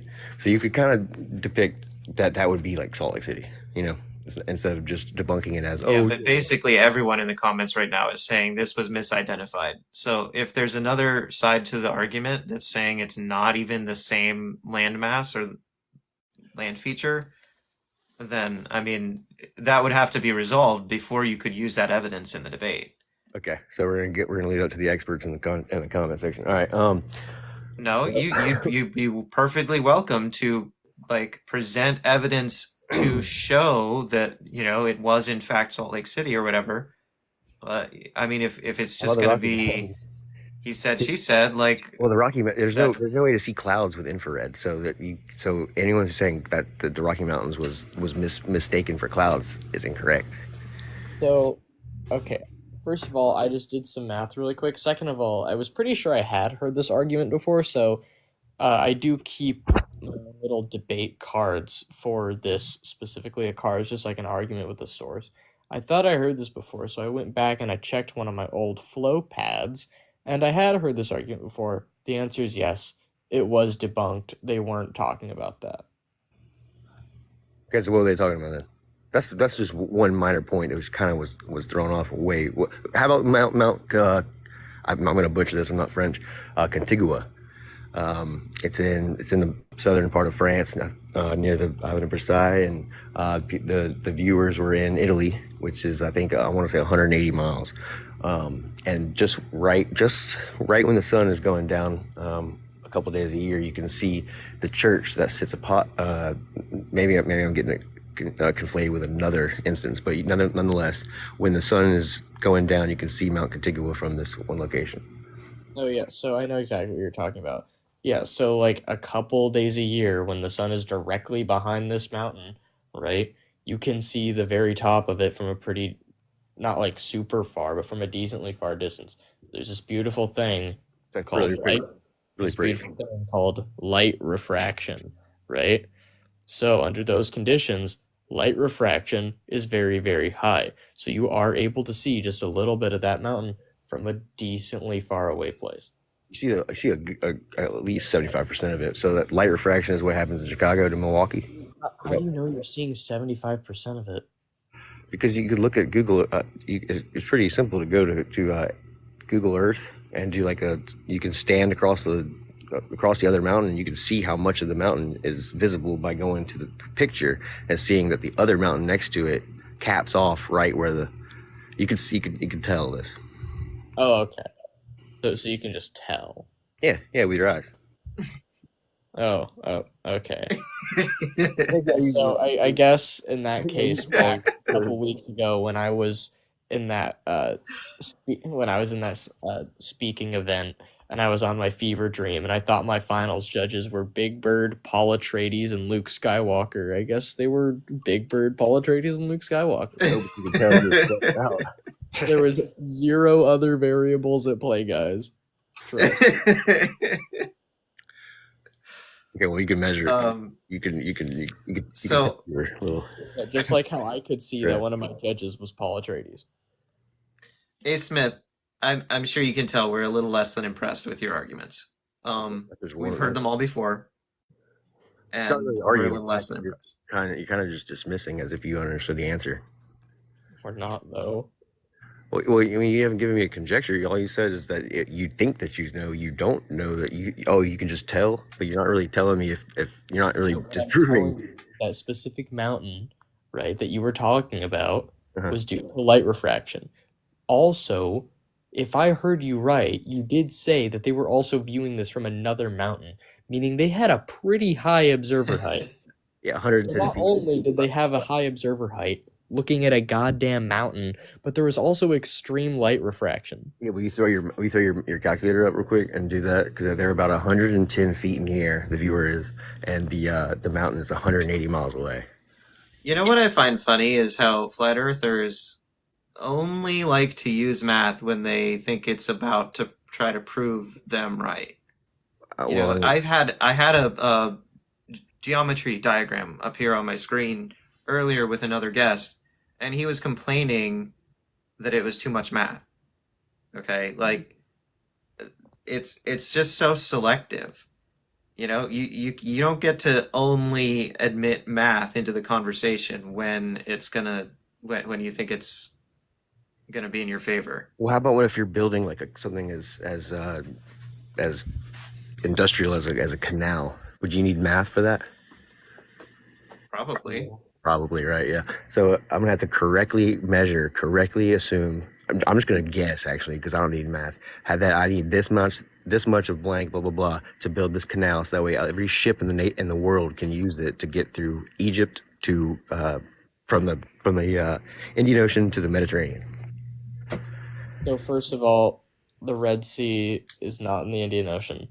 But Suez Canal, which connects the Mediterranean to the Indian Ocean, which is a major trade route. The Red Sea. What's up? So first of all, you're showing that you don't even know about the geography of the area that you're talking about. I don't know about geography. Okay, so where's the Suez Canal? Tell me where the Suez Canal is then. Where's the Suez Canal? The Suez Canal is in Egypt. It connects the Mediterranean Sea to the Red Sea. Which connects to what? I just told you. The Arabian Sea first. Which goes into Which Yeah. oh my the Indian Ocean, guys. Come on, you're coming up. You're Okay, throwing off the. okay, guys. I'm gonna equate what you just said really quick. By that logic, the Pacific and the Atlantic Ocean and the Indian Ocean, for all that matter, is the same thing because there's like no barrier like disconnecting them. No, but the trade route's still the same. You still have to go through Oh, one ocean to the other. but the trade routes. I'm re-engineering your logic. Okay. Logic against your own point. Okay, I'm trying to hold this toxicity in real quick. Uh, can you do the math for me? Maybe rein in the mocking tone just a little tiny bit, Black Knight. I know it's tempting. Obviously, I wasn't doing perfectly last night. Yeah, before I got on here, you asked Um, for someone to get on here and be civil and have an actual conversation. That's what I'm trying to do. That's a fair point. I'll be a little nicer. Other I mean, people, he's probably correct about where the Suez Canal is. Yeah. I mean, that we don't need to die on that hill. I love geography. That's one of the things, which is why I'm getting at this. But with the Suez Canal is 100 miles, straight line. You can see one side on one side. You can see the other. Mm-hmm. How is that possible with your light refraction? Is that possible? I'm seeing someone over the curve. So, A. Smith, there's a lot of factors in this conversation, and all of these kinds of evidence. It all falls into basically one bucket of evidence: the "we see too far" argument. We've heard it 100 million times. There's 100 million examples that flat earthers try to bring, and basically there's 4 factors. I was saying 3 factors earlier, but I have to revise that now to 4. Observer height is often neglected, and we have proven examples of where flat earthers have neglected that. Atmospheric refraction is a real thing. I don't care how convenient it seems for globers or inconvenient it seems for flat earthers. It is provable and demonstrable that it does cause us to see farther sometimes. And it does not cause the bottoms of objects to disappear. That defies the laws of optics. That's not a thing. So it's positively in the favor of a globe.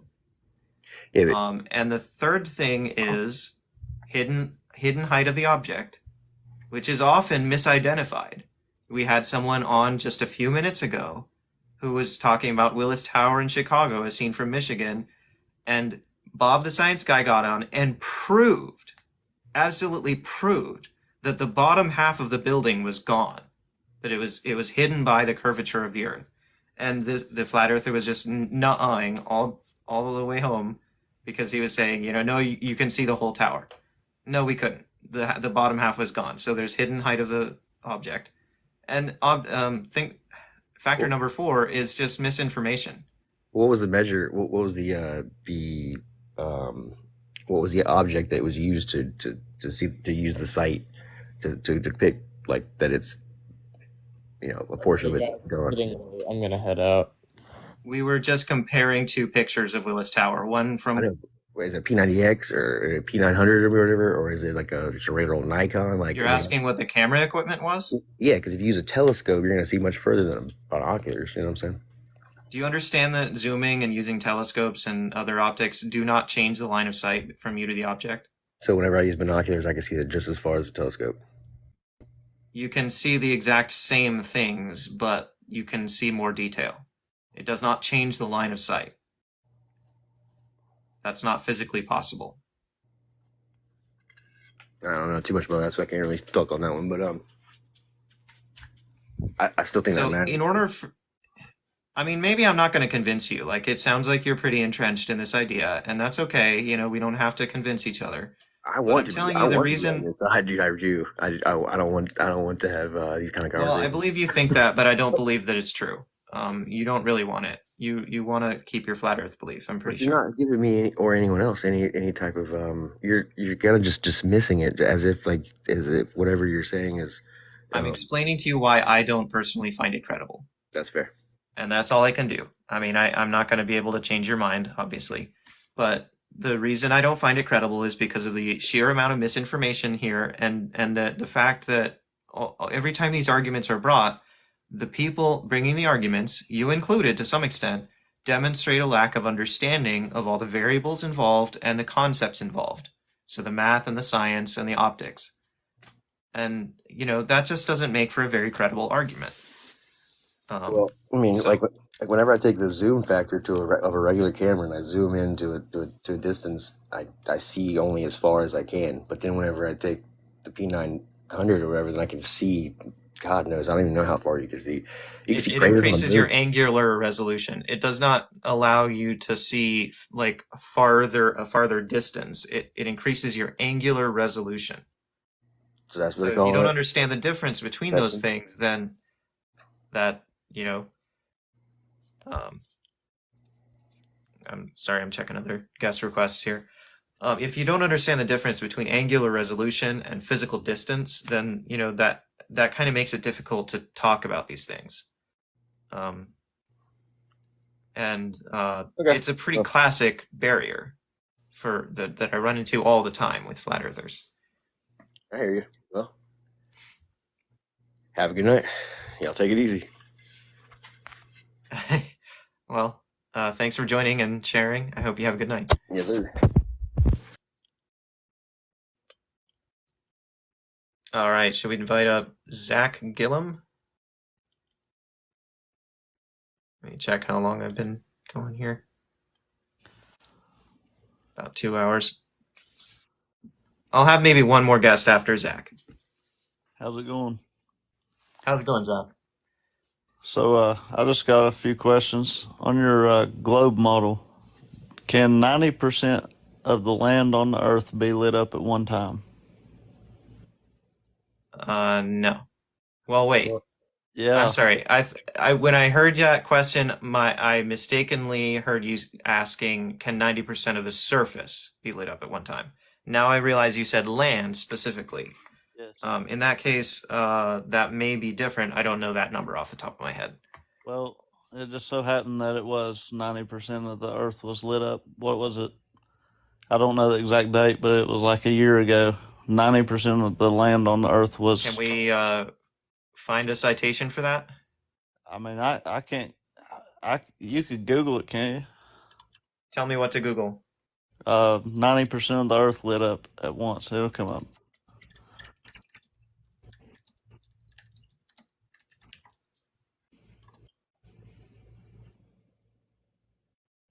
Okay. Yeah, I saw a comment here that you were mixing up land mass with population. So this Google result says it turns out at 11:15 Universal Time on July 8th each year, about 96% of the Earth's population is bathed in at least a little bit of sunlight. That's from the Washington Post. So that's a very important difference. Because distribution of land mass is one thing, one layer of variability here on the surface of the Earth, but then distribution of population on that landmass is another layer of variability. So, I mean, sounds plausible to me. Most people do live in, these sort of mid latitudes in the northern hemisphere, and Okay, I'm not going to die on that hill. How about this? If there's no gravity on the moon, right? I There's wouldn't say no gravity. No, there's less gravity. very little gravity, right, on the moon. I mean, it's a decent amount. It's just a lot less than the Earth. So, Okay, how fast does the Earth go around the sun? once a year. No, So at how many miles per hour? 666,000, something like that, or something. I like think it's something like that. Yeah. that? Okay, so that means the moon would have to even be spinning faster around the Earth, correct? To keep up with it. At certain points, it would have to spin faster around the Earth. Yeah. Okay. Now, If if you're there's judging from a galactic rest frame okay, if there's or no a solar system rest frame. if there's barely any gravity on Earth, that they was just bouncing up and down off the moon, I mean, it was just barely holding their weight down, right? How is there dust on the moon? How is anybody even standing on the moon when it's spinning that fast? It's You're got to be mixing up rest frames. So do you understand the concept of a rest frame? No, I've Okay, never so been used to let me that just term. give you a thought experiment for just a moment. All right. Picture someone standing on a street Yeah. and maybe holding a glass of water. You know, that water can be perfectly still within the glass that they're holding. You know, they are not moving in relation to the ground they're standing on. Now picture a rail, like an elevated rail train, like on the street next to them, and that train is moving at 100 miles an hour. But it's gotten up to speed already. It's not accelerating, it's not braking, it's just going constantly at 100 miles an hour. Now, because it's not accelerating or braking, there can be a passenger on that rail train that can stand up from their seat and hold a glass of water in exactly the same way as the person that was standing on the street. But And that water can sit at rest and not move. but in your argument, there is an atmosphere. There's something containing. It doesn't matter. What I'm describing to you is called velocitation. It's the concept of different rest frames. So the person standing still on the street, they're standing still in relation to the ground. The person standing still on the train is standing still in relation to the train. Okay, so could you stand on an asteroid or a meteor or whatever? Potentially. And Although asteroids are much, much, much lower gravity, so it would be a delicate balance for you to stand on an asteroid. the moon is not much bigger than an asteroid, right? It's substantially bigger than an asteroid. Okay, the holes that y'all claim are or meteor holes in the Earth, those are massive. I mean, freaking huge. What are you That talking would have about? to be a pretty big boulder to make that impact. Craters? Yes, Which craters? just pick one. They're huge. Uh, craters come in all different sizes, man. I'm just saying, you can't ride a meteor. You couldn't ride the moon. You couldn't stand on the moon. Just like you can't stand on a rock in space if it's going over 666,000 miles per hour. There's no way. Okay, you've just restated your argument seemingly without understanding or addressing my counter argument. I don't think your counter argument really makes sense because you use the Earth's atmosphere. I mean, you can't go by the Earth's atmosphere, what we know and relate to. This is the moon. Atmosphere has nothing to do with what I said. Nothing. So you're using your logic as something from on the Earth that you can't use Earth logic on the moon. I mean, there's no atmosphere out there. There's nothing containing keeping you on that moon. It's the moon's gravity. That would be keeping you on the moon if you were standing there. All right, just like you said, you mentioned a train earlier. So, how about this? When a train's going down the track at a certain speed or whatever, the old trains that poured smoke, which way did the smoke go? Did it go straight up or did it go backwards? Well, it started at the same velocity as the train until it passed the pipe that it comes out of, and then it encountered air that was standing still in relation to the ground. Or, you know, if there's wind, then that wind is going to blow in a different direction. But assuming there's no wind in relation to the ground, then, you know, as the train passes that wind that's standing still in relation to the ground, in relation to the train, that wind is going to be blowing opposite to the motion of the train, right? So the smoke is going to transition between those two rest frames. The smoke is roughly still in relation to the train, and then it passes outside the pipe, hits the air, and transitions. Okay, this is my last one. If space is a vacuum, correct? Roughly. What do you mean roughly? It is possible to measure some minute amount of gas and interplanetary medium like solar wind, things like that. Would you not agree that a gas needs a container? Oh, here we go. How's a gas vacuum? how's a vacuum and a gas and an atmosphere coexist without a container? The vacuum would vacuum it all out, would it not? No. Do you know how a container keeps a vacuum? Yes, in the container. Yeah, how? It has to have a container. Yeah, how does a container help it do that? Help maintain the vacuum? It contains the gas. I mean, it don't let it escape.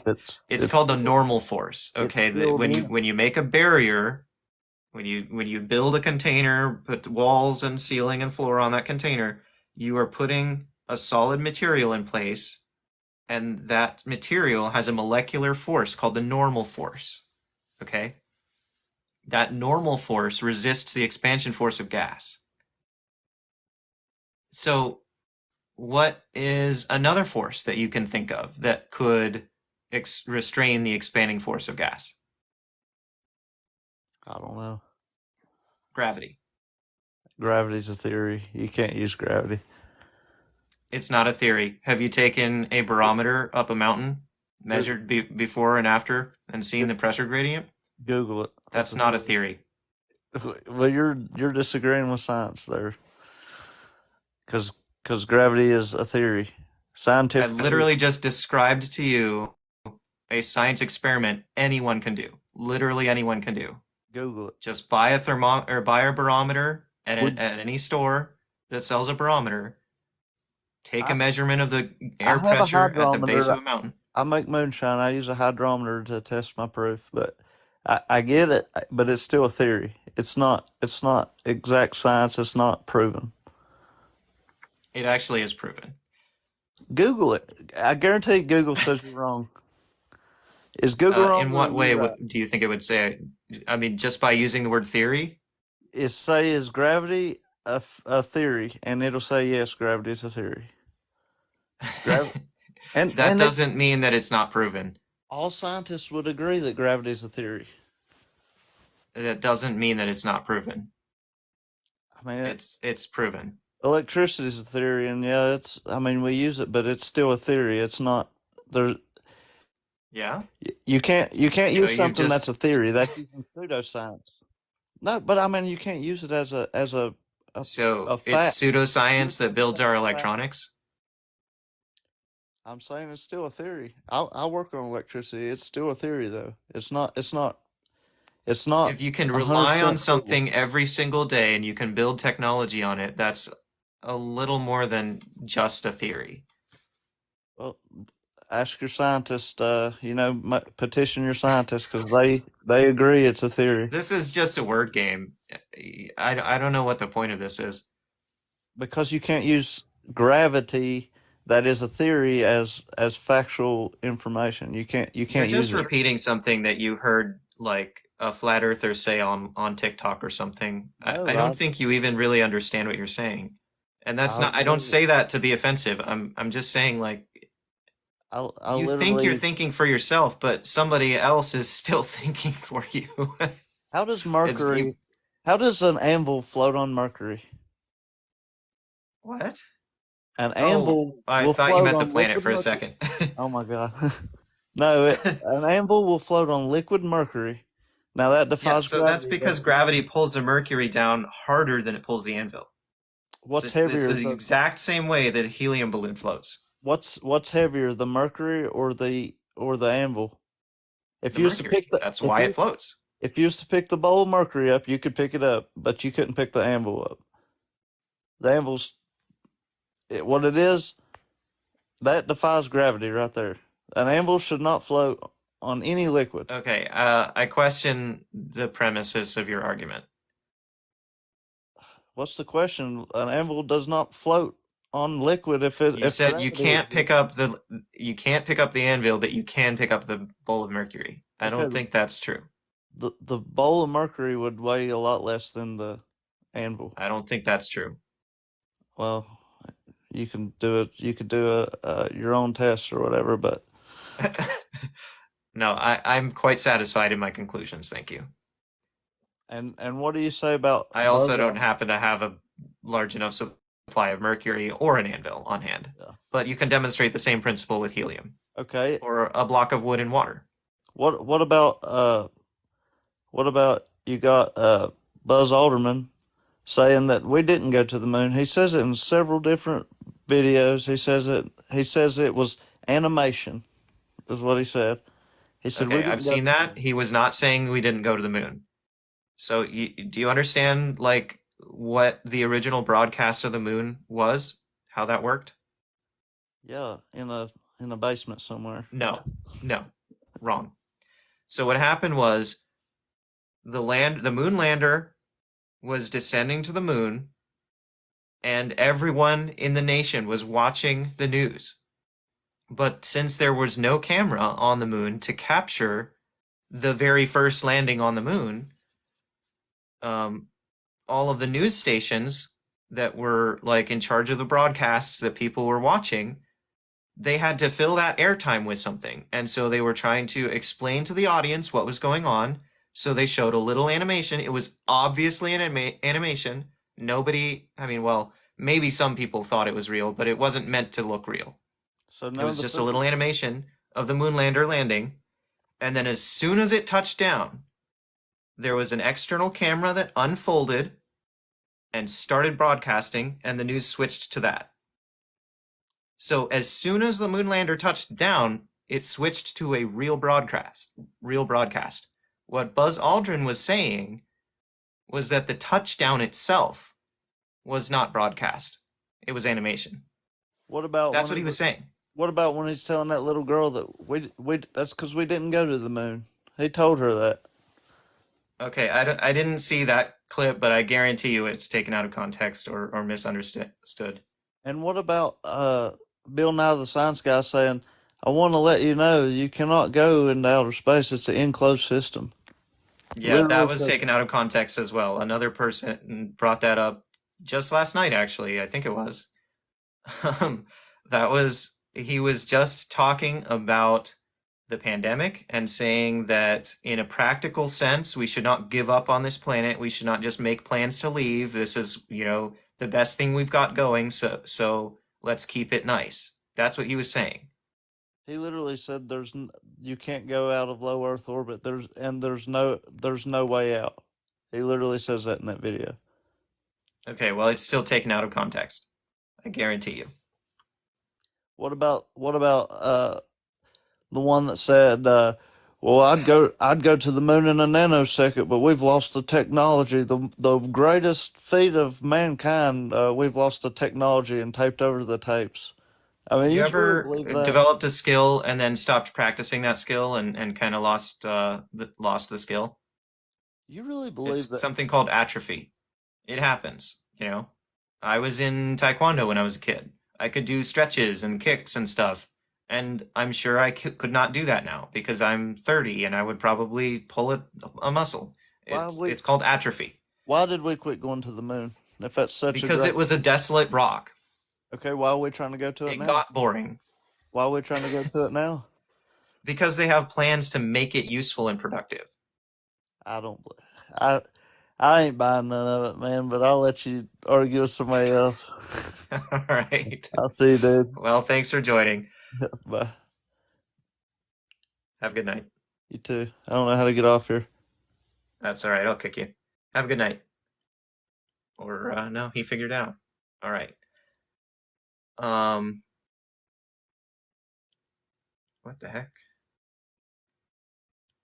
It's sorting by different. Okay. Welcome, Gravelin. I saw you requesting a while back. I'm so sorry. I hope that What's it's up? Yeah. First of all, if that dude don't believe in gravity, go jump off a cliff and tell me if it's just a fucking theory. You're gonna fucking fall. Great point. So I've been infatuated with space since I was a kid, and a couple things recently had me thinking, rethinking everything. Right. So we got the James Webb out there, and I think it's in between the moon and Earth. It's out of the sun's light, so it stays cool. Right. I thought it was at a Lagrange point. It's either behind the moon or in, but it stays in a shadow. I know that because it has to keep the the mirror's cool or some shit. It has to stay at a certain temperature. It's in its own shadow. It has a big sun shield on the back, and it So tries to keep itself oriented. what do we Um, have any pictures of the planet as a whole out there? yeah, One there's picture. One another picture. satellite at a different Lagrange point called Discover. I Okay. show this on my live a lot. There's one picture Here, out I'll there show you. called the pale blue dot. You know what I'm talking about? I have heard of a specific I mean, couple of pictures called. I'm not talking about half the planet or three-quarters of the planet. I'm talking about the whole planet in the Yeah, right ceiling. here. There's like a picture for every day of the week here, or like it's That's you not can see a whole calendar of pictures. that's not CGI. No, this is real, and it's not a composite either. I think some pictures you can look at here might be composites, but like this right here, this is one single photograph. How far out is that satellite? Because I was watching a video not too long ago, and they were talking about, it was a long ass video. They're talking about the pale blue dot and how it was an accidental photo. It shouldn't have been taken, and that's the only photo of the planet as a whole. And me Yeah, thinking that's sheer about, nonsense. okay, yeah, I was just wondering why not spin the James Webb Telescope around and and take a picture of the planet, right? We're taking Well, pictures. exactly what you said earlier, that it tries to keep itself in shadow so it stays near absolute zero so that Yeah, instruments continue to function. Its sun shield has to face toward the sun, otherwise it's gonna like break. I know, but I was thinking it was in between the moon and the sun and Earth at all times. So It's not. It's at a Lagrange point. Let's see. Uh, mission goals, orbit design. Yeah, so it's orbiting this Lagrange point right here. It's well outside the orbit of the moon, on the opposite side of the Earth from the sun. It's orbiting this thing right here. okay, all right. Well, I'm gonna have to look into that satellite shit because I haven't seen no pictures of no satellites. I haven't seen, like I said, that video said the only picture was a pale blue dot, and I'm thinking in my head, they could easily solve this by just taking a picture of the fucking planet. Yeah, they do, and you can look this up yourself. It's epic.gsfc.nasa.gov, or you They can just, do. like I did, you can just Google Yeah, no, Discover. I know I can look that up, but how do I know? How do you know for 100% that that is a fucking the planet as a whole? It's not CGI. How do you know? Because I have that as my screensaver in my iPhone. But Okay, well, I mean, I guess you could like try you're to just make some taking argument about you're this taking being their word for CGI. it, right? You're taking their word for it that it is a planet. So Yeah, because they've never lied. But also how do you say they never lied? because they haven't. Like they would lose funding from Congress if they lied. I mean, they've that doesn't mean they haven't made mistakes. Like they've, Challenger and Columbia and all those other total disasters. Like they certainly have. You don't think they do shady shit?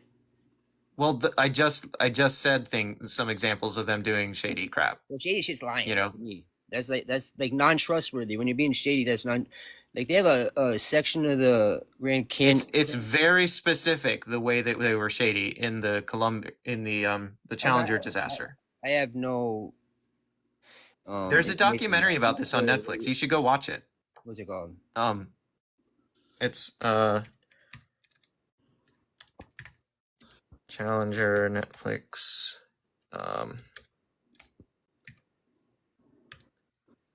Why would NASA Challenger, the final flight, I think. Why would NASA Or wait, own a chunk of the Grand Canyon? what? Why would NASA own a chunk of the Grand Canyon and have it blocked off? All right, that's just so random. Let's try to stay on subject. Look it up. You don't need to look it up now. But I'm saying, Let's stay on subject. We've jumped subjects like 5 times now. shady. That is, I'm trying to prove my point by saying why they blocking off a chunk of the Grand Canyon? Why do they own? Look up who owns the King's Chamber of the Great Pyramid. No. Look up who owns that. No, Why does NASA look. own it? Look it up.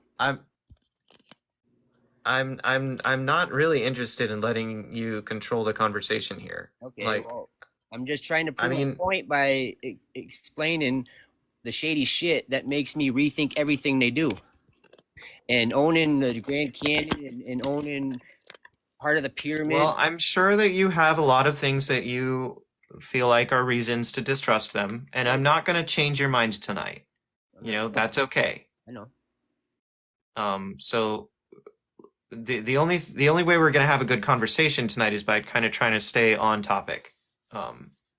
Okay, well, I'm just So- trying to make it a point of why I think shit's shady, but you're trying to steer me away from that, so I got nothing then.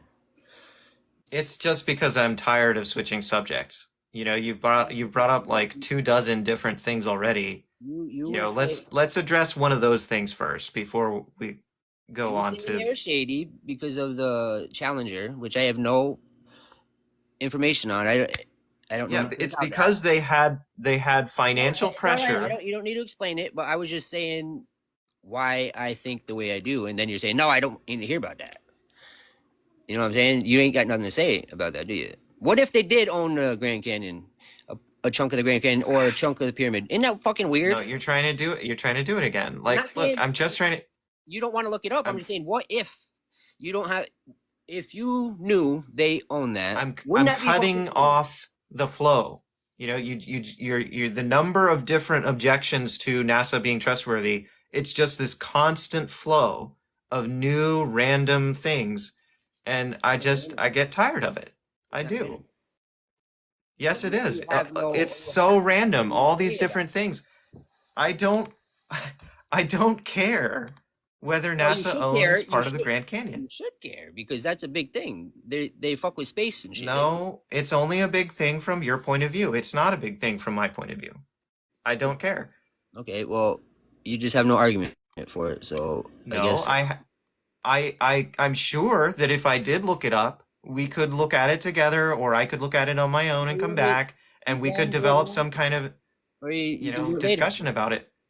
But I'm just saying that's what like I said, I've been infatuated my whole life. I believed in space. I look up at the stars almost every fucking night. I'm staring up at the stars. I've always called flat earthers fucking retarded, but now lately, I've been thinking of it from a different angle, and I don't think the Earth is flat. It could be, maybe think of Earth as like a soccer ball, right? And you have black and white quadrants of a soccer ball. What if we're only one black quadrant of the globe and we can't access the other white and black quadrants? It would seem flat, but it's still a globe. I'm just trying to look at That's it just not. because I haven't been to space. Have you been to space? No. Well, no, obviously. You're just taking their word for it. Some shady motherfuckers Dude, for it. no, I'm not just taking their word for it. You are literally gish galloping right now. Like the That's textbook the whole- definition of gish gallop. It's the whole reason why I'm thinking the way I'm thinking. Is it shady shit going Is on? because of gish galloping? I don't know what it means. Let's look it up together. No, it's fine. I'll look it up after. Gish gallop meaning. Gish gallop is a rhetorical technique in which a person in a debate attempts to overwhelm their opponent by providing an excessive number of arguments, with no regard for the accuracy or strength of those arguments. All the same argument, though. They're shady.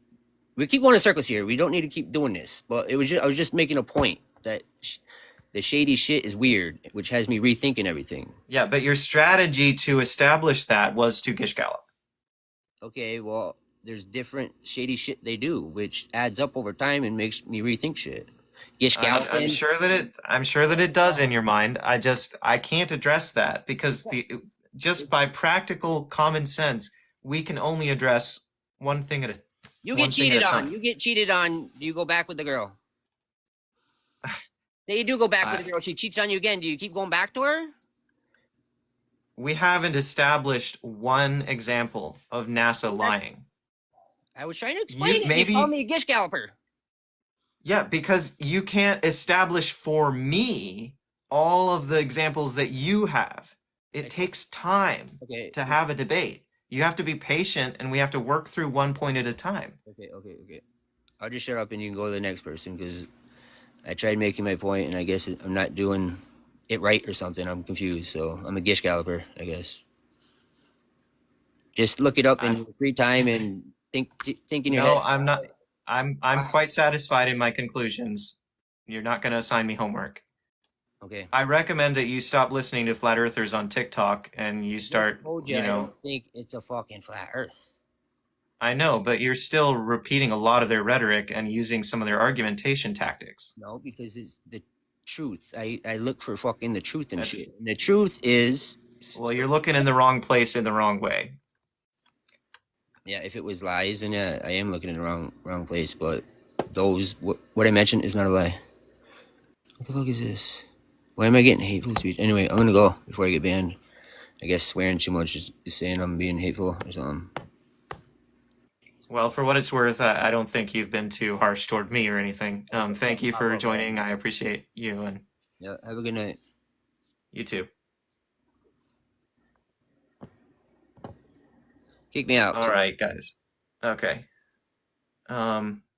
Guys, I think I may have already gone past the one more guest I said I was going to do. It's been 2.5 hours since I started. I'm so sorry, Captain K, and the truth is back. I'm gonna have to cut it off now. Thank you, everyone, all of you, for joining and supporting. Um, I try to keep it calm and friendly and patient. I was feeling a little bit of uh, regret about the way I handled it last night with It's Flat and what was his name? Matthew. I think like I was within my rights to treat them the way I treated them because they were kind of being trolls. And they did break my rules.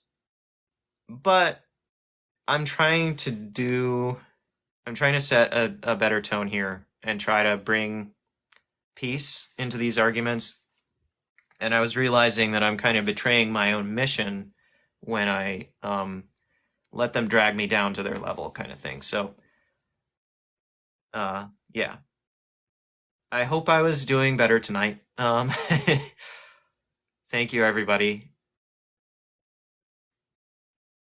Let's see. Got a reputable anti-helio guy on someone legit. What is going on here?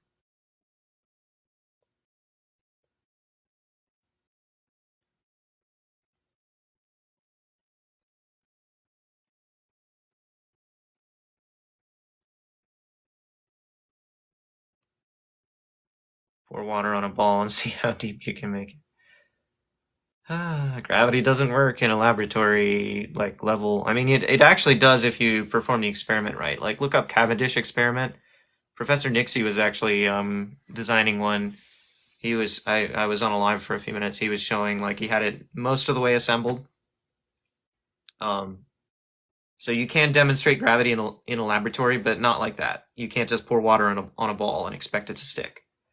That's not a thing. And it's because of the scale that things are. You know, on the scale of the Earth, gravity is a tremendous force. On the scale of a laboratory, it's a very tiny sensitive force that you have to very carefully measure.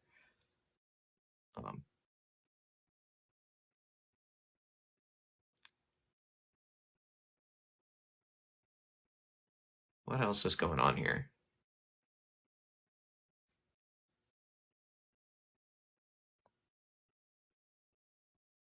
What evidence of the Earth's motion around the sun?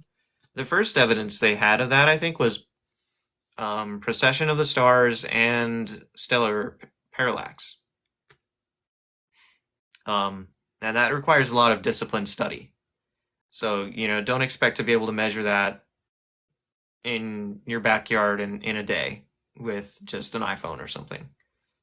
You know, you have to actually understand the globe science in order to get that far. That's why, for, you know, hundreds of years, everybody was believed in a geocentric globe model. You know, that was the actual reason that the Catholic Church was persecuting Copernicus and Galileo and those people, you know, because they were contradicting geocentrism. At that time, the Catholic Church was still teaching a globe. They just thought it was a geocentric globe. So, yeah.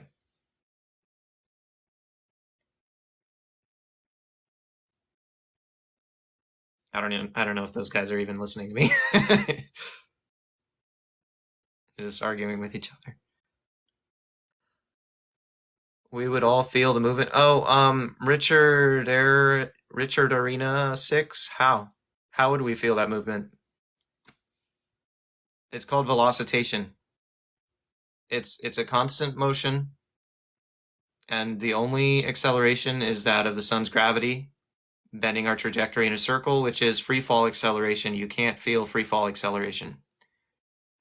So there's, our bodily sensations are neutral on that point. You can't say we would feel the movement. No, we wouldn't. We just wouldn't. 67,000 miles per hour is fast, but speed is measured according to a rest frame. You're mixing up speed and acceleration. Yes, we would feel it if it was acceleration from that speed, but it's a constant speed. That means, it's a rest frame. Did we go to the moon? Yes, we did.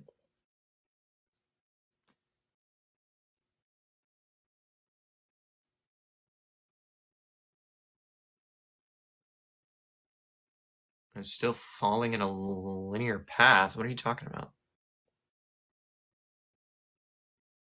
Einstein knew this and wrote special relativity. What did they say?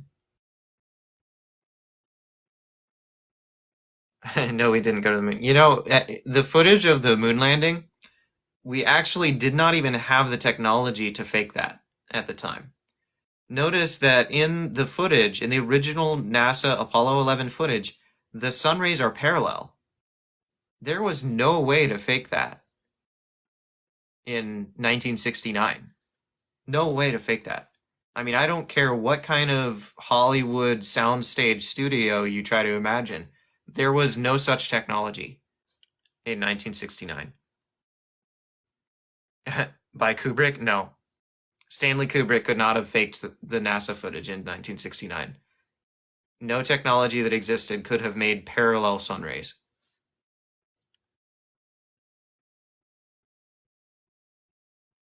We did have the technology to telecast from the moon. Radio waves pass unimpeded through space. It's really actually not that hard.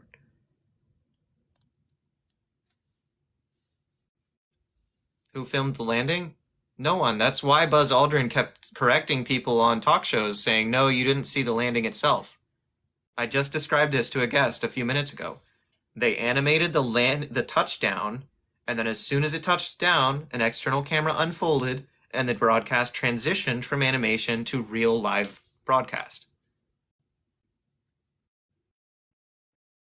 That's how they got the camera there. It unfolded as an external camera on the lander itself.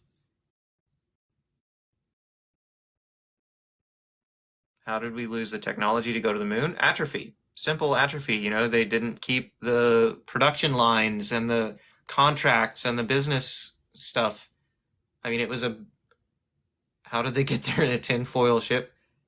It's all it has to be is airtight and thick enough to not develop a leak.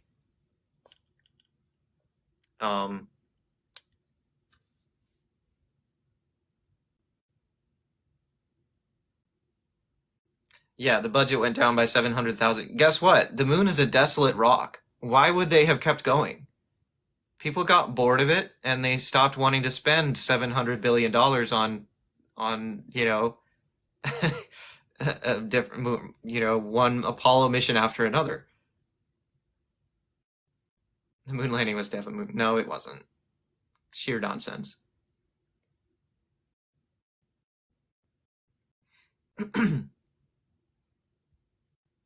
Yeah, so as Bob the Science Guy pointed out at one point, the priorities of our space programs changed. He said we transitioned toward wanting to make space flight a habitual thing so that we could start bringing common citizens into it. And that was the whole space shuttle program and with the Space Shuttle Challenger, they had a teacher on board. With one of the previous shuttles, they had a senator that they took to the space station.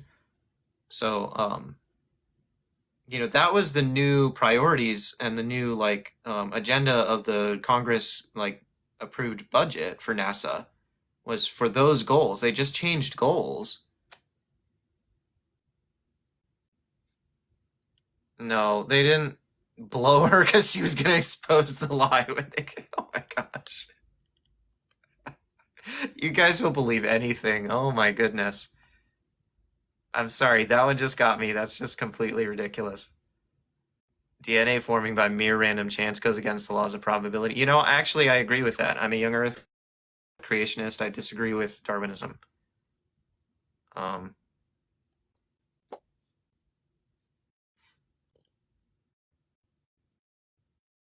there's doppelganger. No, there aren't. That's complete nonsense.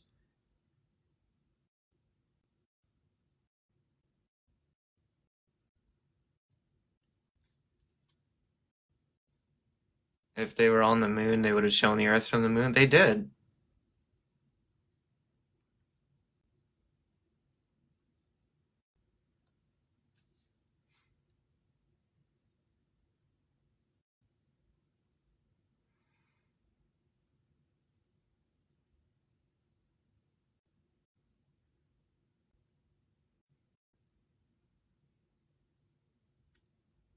Oh boy, these are moving so fast. This is a pretty hot topic, it seems.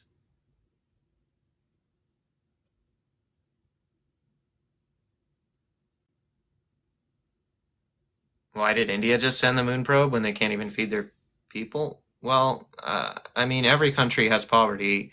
I'm not sure it's quite fair to stereotype there and say that India can't feed its people. That sounds kind of biased.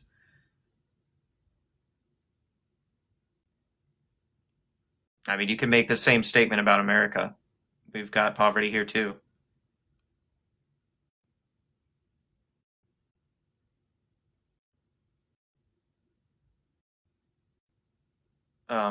Buzz Aldrin has never said the moon landing wasn't real.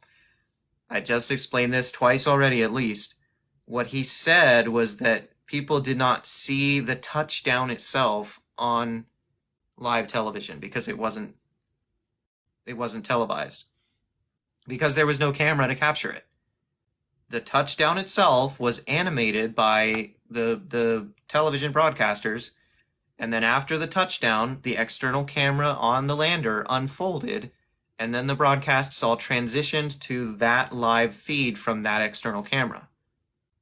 So everything after the touchdown was broadcast live, and that was real. Buzz Aldrin was simply pointing out the touchdown itself was animated.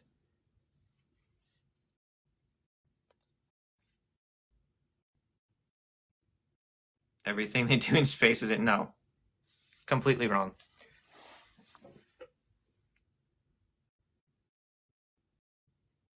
We didn't even have Wi-Fi back then. Wi-Fi is completely different than radio technology. Just completely different. I mean, just think about the complexities involved with Wi-Fi. You've got a hotspot or a router that you can connect to using any random device, and those devices can connect through the router to each other and to the internet outside. That is a vastly more complicated situation than one person over here and one person over here transceiving signals between each other. I mean, people have been able to do that for like 150 years now, at least. Wi-Fi is a lot more complicated than the broadcast that just between one device and another. How do we broadcast the moon? Oh my gosh. You know, guys, I'm probably gonna have to quit. This is getting tiresome. I'm having to repeat myself over and over, and I was planning to quit soon anyway. Just, I'm gonna publish a playback of this live on YouTube. Just watch that when I publish it. I'm Peter Markley on YouTube. That's PETERMARKLEY. Look me up, follow me, and there's a playlist called Flat Earth Debates. This will be on it, like, probably tomorrow or the next day. You know what? Probably the next day, because I'm gonna be busy tomorrow, but yeah. All right, guys. It's been fun. I'm gonna have to cut it off. It's 1:30 a.m. where I am. Yuck.